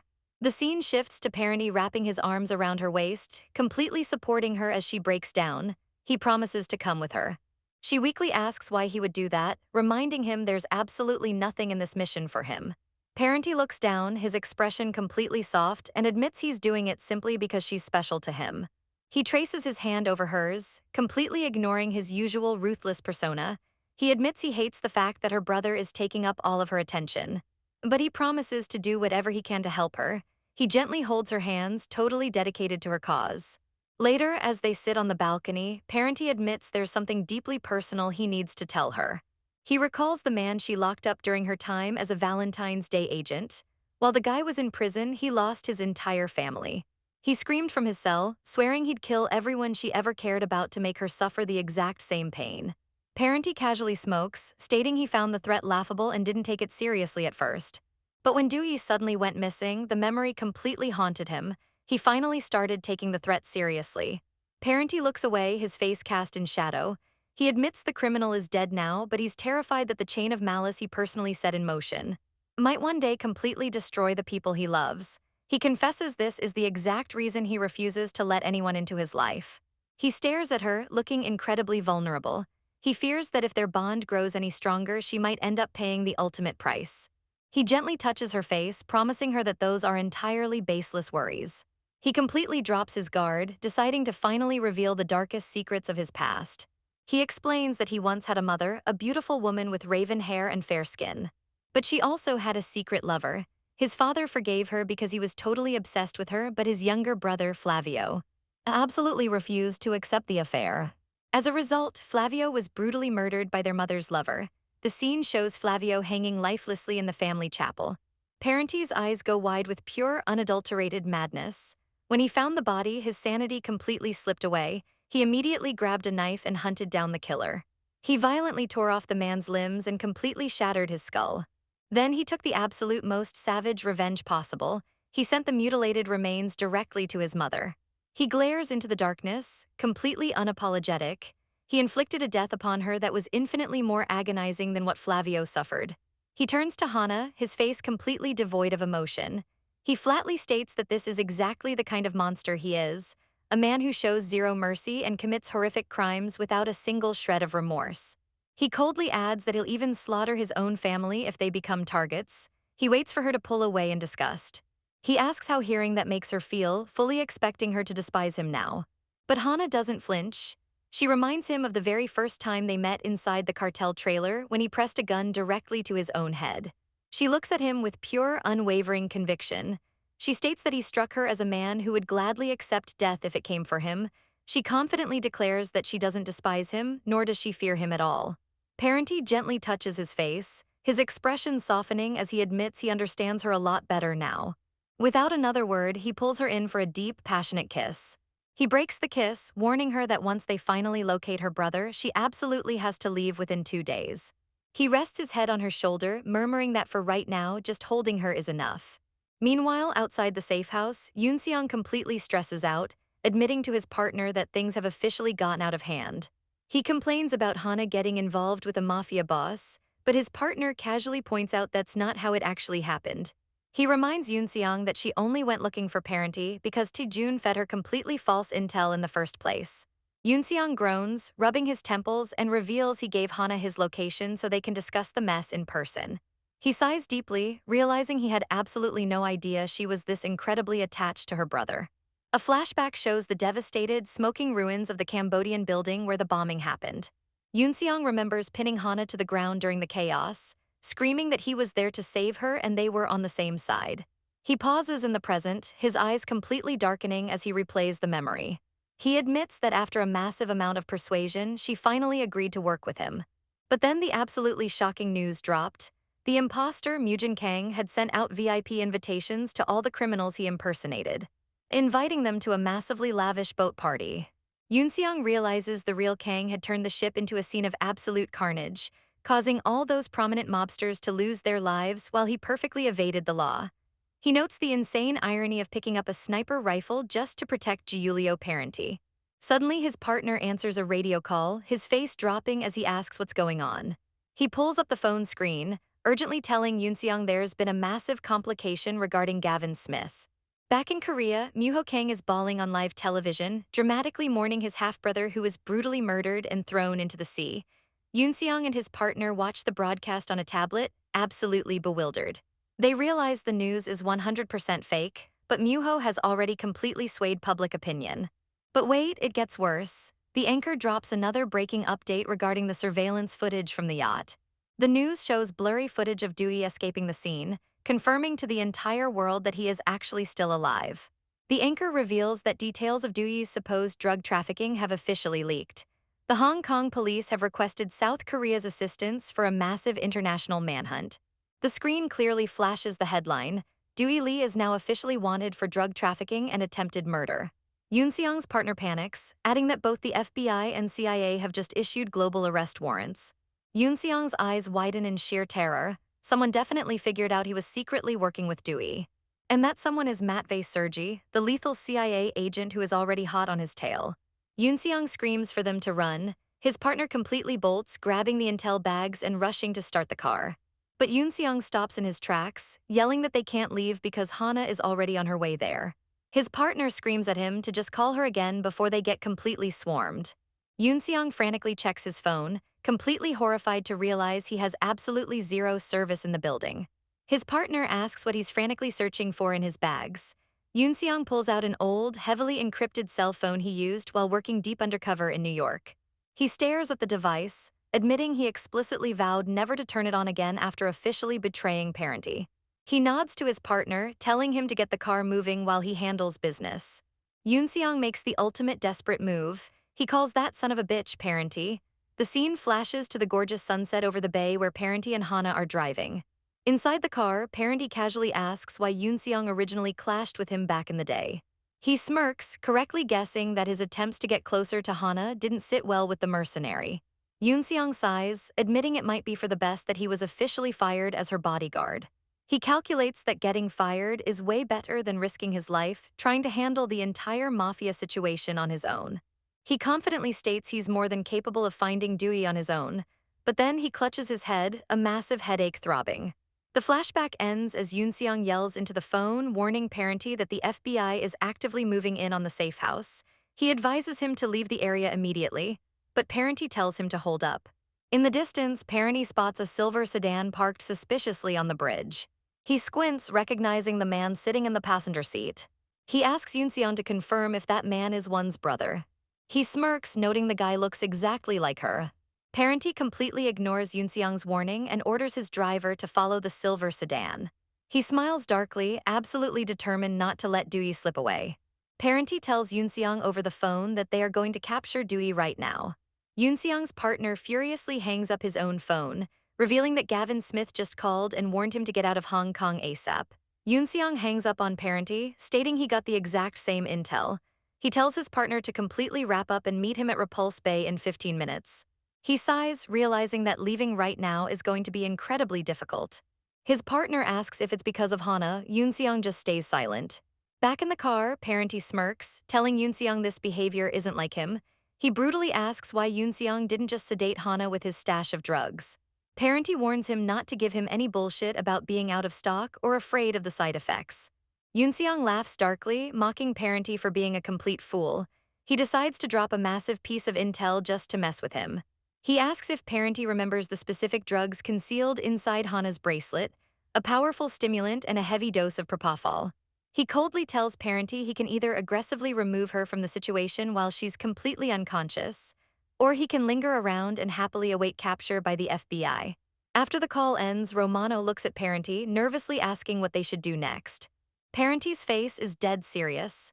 He orders Romano to evacuate everyone immediately, promising to join them later. Suddenly, his driver completely panics, screaming as the silver sedan violently swerves.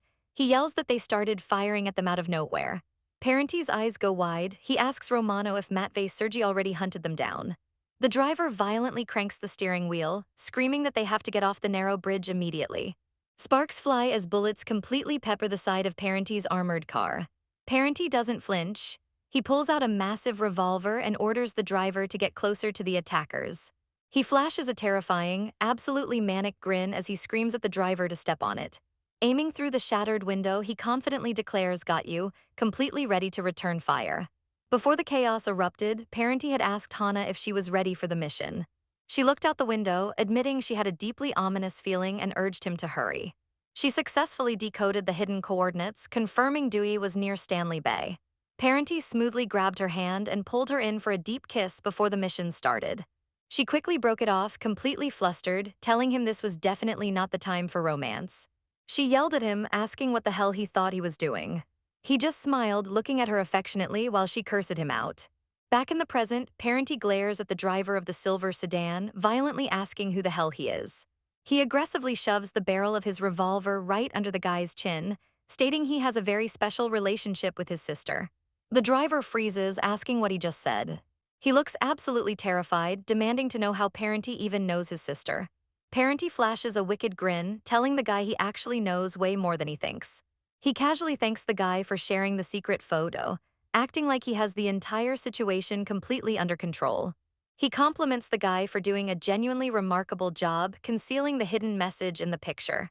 He explains the deduction. The floor in the photo is made of red oak, which is basically never used on ships because it gets ruined by water damage. So by taking a photo of that specific floor, the guy intended to convey he was on a permanently anchored display ship. The driver glares at him, cursing him out and demanding to know what the hell he actually wants. Parenty smoothly tells him not to lose consciousness yet because they haven't even begun their proper conversation. Suddenly, the guy coughs up blood, completely shocking Parenty. Parenty stares down at him, genuinely surprised he's still awake after the brutal crash. The driver pants heavily, realizing he's actually talking to the real Mujin Kang. He angrily claims Kang can't fool him with the mobster disguise. Parenti tilts his head, a dark amusement crossing his face as he asks if they've ever formally met before. The guy violently curses him out, asking how he dared follow them out here. Parenti just smirks, noting he has a lot to say for someone whose life is literally on the line. Suddenly, a voice screams, "Mr. Kang, it's Romano running up to the wreckage." He yells that Parenti has officially gone way too far this time, while Parenti casually claims he was only trying to give them a little scare. Romano rushes forward, furious that Parenti would endanger Hana's brother. Parenti completely snaps. He instantly aims his revolver right at Romano's face, asking if he's forgotten who his client actually is.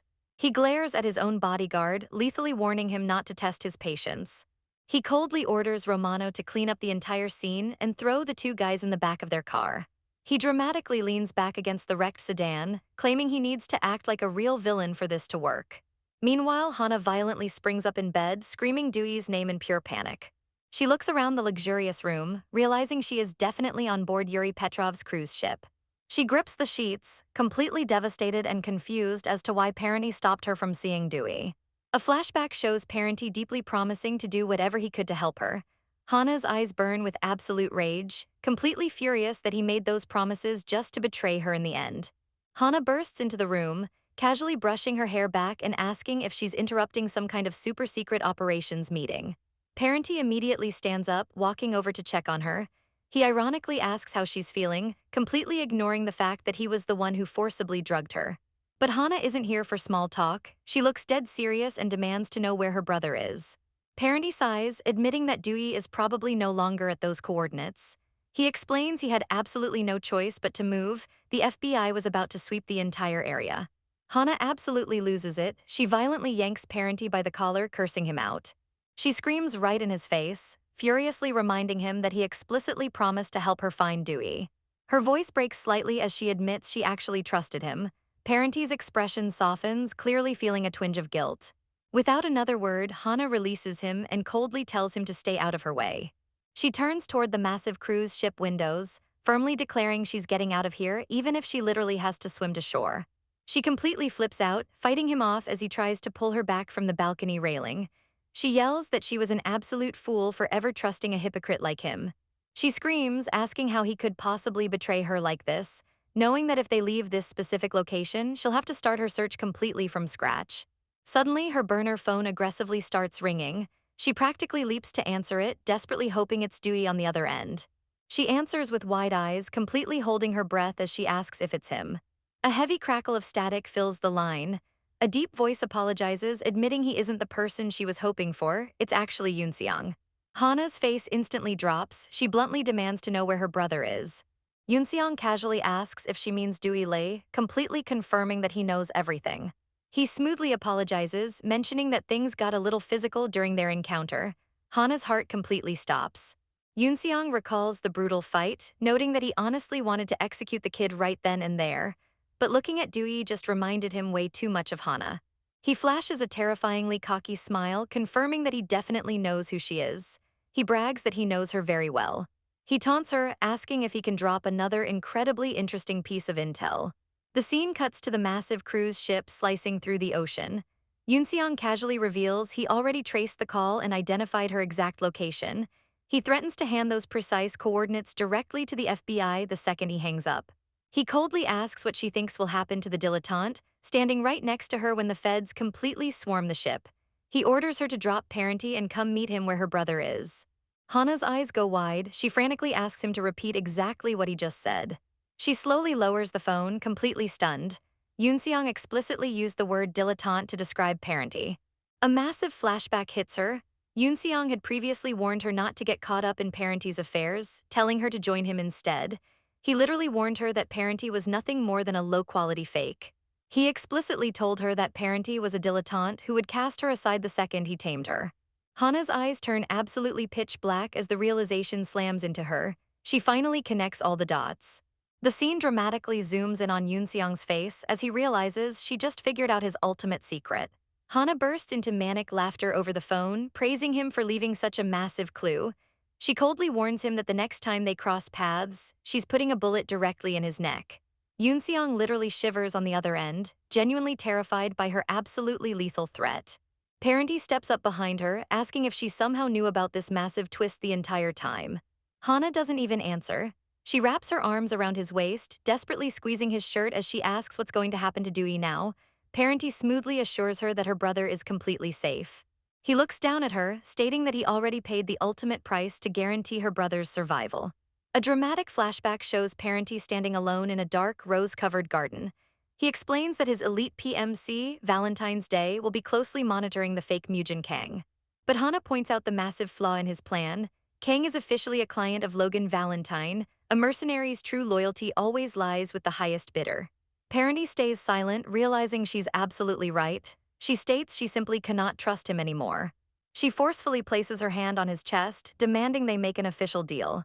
She boldly offers to turn herself over to the FBI and officially testify that he was just an innocent victim in this entire mafia war. In exchange, she demands he explicitly promises to save Dewey. Parenty looks at her, totally stunned by her complete self-sacrifice. He turns away, looking out over the ocean, casually calling himself a nice villain who got completely exploited by her. Hana furiously corrects him, screaming that he's actually a terrible villain who completely took advantage of her. Parenty turns back around, a totally serious look on his face. He smoothly states that she absolutely will not be going to the FBI. He pulls her in close, passionately whispering that he's going to handle the situation so perfectly that she'll never have to turn herself in. He leans in, gently asking if he can kiss her. He softly asks what she would do if she said no. Parenty flashes a completely irresistible smile, stating he'll just have to completely steal a kiss instead. Later, Hana looks absolutely exhausted. She asks if he's seriously dragging her out again, pointing out that what just happened was strictly supposed to be a goodnight kiss. Parenty violently yanks his shirt off, telling her to act like her usual self instead of a clueless dilettante. They share another deep, incredibly passionate kiss. During the steamy moment, Parenty teasingly asks if she actually meant it when she claimed she didn't trust him. Hana furiously blushes, telling him to just shut his mouth. He gently holds her face under the moonlight, whispering that tonight might officially be their absolute last night together. He murmurs against her lips, playfully reminding her that she was the one who initiated this entirely chaotic romance. Parenty steps back, his shirt completely unbuttoned, showing off his insane physique. He totally mocks her, noting she looks pretty enamored by his body. Hana scoffs, leaning back and totally agreeing. She bluntly states his body is literally his only redeeming quality. Parenty chuckles, completely unfazed by the insult. He tosses his jacket onto a nearby chair, ready to get down to business. He leans over her, warning her that since she explicitly asked for this, she better be completely prepared. Hana flashes a wicked smirk, totally challenging him. She asks what on earth she would possibly need to prepare for. As they passionately kiss, Hana's internal monologue completely takes over. She notes how incredibly odd this entire dynamic is. She fully admits she knows he's an absolutely exasperating son of a bitch, and yet, whenever he touches her this tenderly, her heart completely aches, as if she's trapped under a massive spell. She genuinely wonders if she's completely lost her mind. Parenty notices her zoning out and commands her not to avoid his eyes. He gently reminds her that tomorrow, they might officially have to say their final farewells. As he completely strips his shirt off, Hana decides she doesn't want to think about the complicated future right now. She wraps her arms tightly around him, just wanting to hold on to this moment forever. They share another incredibly deep, passionate kiss, completely surrendering to the night. But the very next morning, Hana violently springs out of bed, completely panicked. She realizes Parenty is already gone. She sighs in extreme frustration, muttering that pretending to be deeply asleep was totally driving her crazy.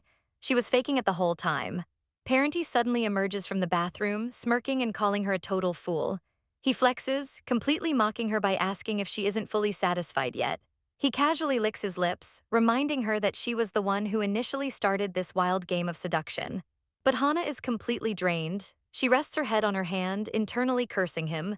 She genuinely had no idea he was going to take things that far. Parenty suddenly answers a call from Logan Valentine, his face turning completely serious. He tells Logan he has something important to report. The scene flashes to Logan recovering from the recent chaos.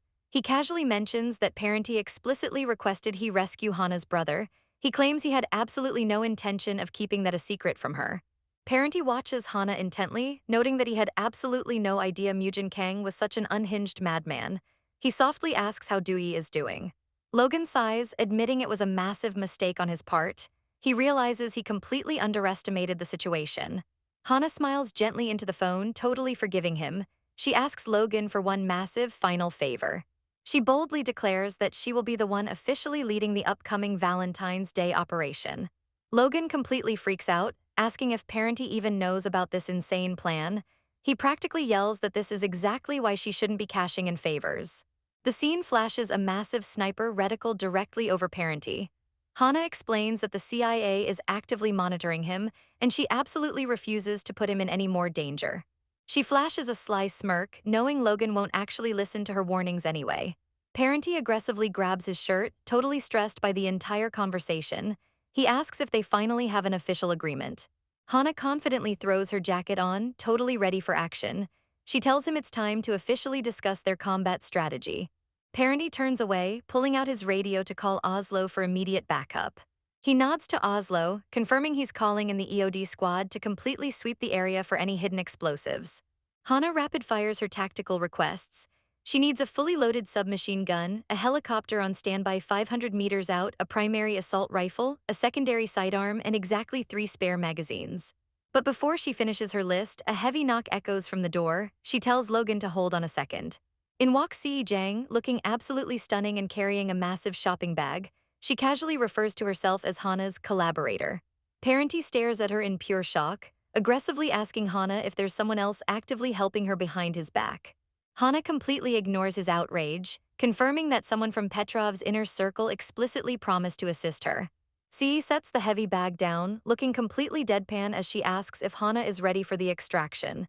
The scene completely shifts. Si is kneeling in front of Hana, holding a massive, terrifyingly huge syringe right over her leg. Hana smirks, revealing she is actively getting a highly classified GPS chip implanted directly into her body. She explains that the imposter, Mujin Kang, is insanely cunning. An ordinary external tracker would definitely be found and destroyed immediately. Si smirks back, asking if Hana genuinely doesn't know what she's getting into. She claims she's only asking because she's actually worried about her. Parenty checks his watch, completely ignoring the tension, and announces the operation officially begins in exactly 32 minutes. He promises to hit the coordinates precisely on time. He looks directly at Hana, stating he fully trusts she'll keep Dewey completely safe. Hana nods, softly replying as you wish. Si finishes the injection, explaining the high-tech chip will instantly activate the absolute second she enters the water. Hana sincerely thanks her, promising to repay the massive favor someday. Si gently clasps Hana's hands, totally dismissing the idea of repayment. She tells her not to be silly. She softly reiterates that she genuinely just wanted to help her out of this massive mess. Standing on the edge of the yacht, Si looks out over the ocean, wondering if Parenty would actually approve of an operation this insanely risky. She admits that's exactly why she decided to keep it a total secret. She gives Hana a soft, melancholic smile, repeating that looking at her is literally like seeing a reflection of her own past self. She sincerely hopes Hana can successfully save her brother. But in return for the massive favor, Si demands to know one final truth. She turns back, the ocean breeze whipping her hair, and bluntly asks exactly how Hana feels about Giulio Parenty. The scene shifts to the bright morning sun. Hana stands fully geared up in a sleek wetsuit, doing some quick stretches on the deck. She mutters that it's been a while since she had to execute a combat side stroke, totally prepared to dive into the absolute unknown. On the deck of a yacht, a woman in a sleek wetsuit prepares to make a run for it. She turns to her friend, thanking her for stalling the guards. They share a tight hug, fully aware this might be their last goodbye. The diver whispers her gratitude, touched by how much her friend cares about Giulio. Suddenly, a furious man storms up the stairs, catching them in the act. The diver smirks, completely unbothered as she hops onto the railing. He screams at her to step back, but she's already committed. Staring him dead in the eye, she strictly forbids him from following her. He looks completely baffled as she casually mentions she shouldn't have involved him. With a confident smirk, she ignores his desperate pleas to talk it out. She admits things were never supposed to escalate this far. Taking a deep breath, she warns him to run away while he still can. She ruthlessly adds that she definitely won't be visiting him in prison. Flashing one last stunning smile, she drops a quick ciao. And without a second thought, she dives backward into the freezing ocean. The man absolutely loses his mind, screaming out his frustration. He immediately barks orders at his crew to call Logan and figure out what a mess they're in. Meanwhile, the friend, Rose, quietly reveals that Hana was only trying to protect Giulio. The man's face drops as the realization finally hits him. He snaps his terrifying, glaring eyes right toward Rose. He steps menacingly toward her, demanding an explanation for this disaster. Just as she slumps back, a white-haired man jumps in like a knight in shining armor. He quickly checks if Rose is okay, shielding her from the incoming wrath. He aggressively warns the man to back off and stop disrespecting his wife. But the man is furious, arguing that Rose's meddling literally pushed Hana toward certain death. Rose hides her face, secretly resolving to keep Hana's true words to herself. She thinks back to how deeply she cares for Giulio despite the chaotic situation. She almost pushed him away to avoid showing weakness, but the heart wants what it wants. Looking out at the water, she promises herself she won't let Giulio go. Once this nightmare is over, she intends to fight for him. Deep beneath the waves, Hana swims like a torpedo toward her goal. She emerges, determined to track down Giulio no matter what it takes. Back on the boat, Rose hopes Giulio holds on tight. The man rubs his head in pure stress, praying Giulio survives long enough to hear Hana's true feelings. Cut to a luxurious room where a smug, brown-haired man is highly amused. Across from him sits Giulio, beaten up and completely bound by heavy handcuffs. The captor mocks Giulio, noting how different yet similar he is to Hana, advising him to run. He laughs out loud, impressed that Giulio figured out the whole plot while knocked out. Grabbing Giulio by the jaw, the captor claims he's not abducting Hana but rescuing her from the Mafia. Giulio glares right back, asking why he'd run when he misses her so insanely much. He casually suggests the captor should just lead him straight to her, though the cuffs are a bit of an issue. Smirking, the captor casually waves his hand to have the guards release him. Giulio rubs his bruised wrists, immediately demanding to know where they're going. The captor decides to lay out his twisted master plan. He explains that once Logan secures Hana, he's going to force a brutal hostage swap. Giulio's eyes go wide as he realizes he's the ultimate bait. The captor smiles like an absolute psychopath, eager to see who Hana will choose. Suddenly, the loud roar of helicopter blades rattles the massive windows. Thinking his plan is coming together, the captor picks up his phone, expecting Logan. But the voice on the other end isn't Logan, it's someone totally unexpected mocking him. With a final chow, a freaking helicopter smashes straight through the glass window, raining debris everywhere.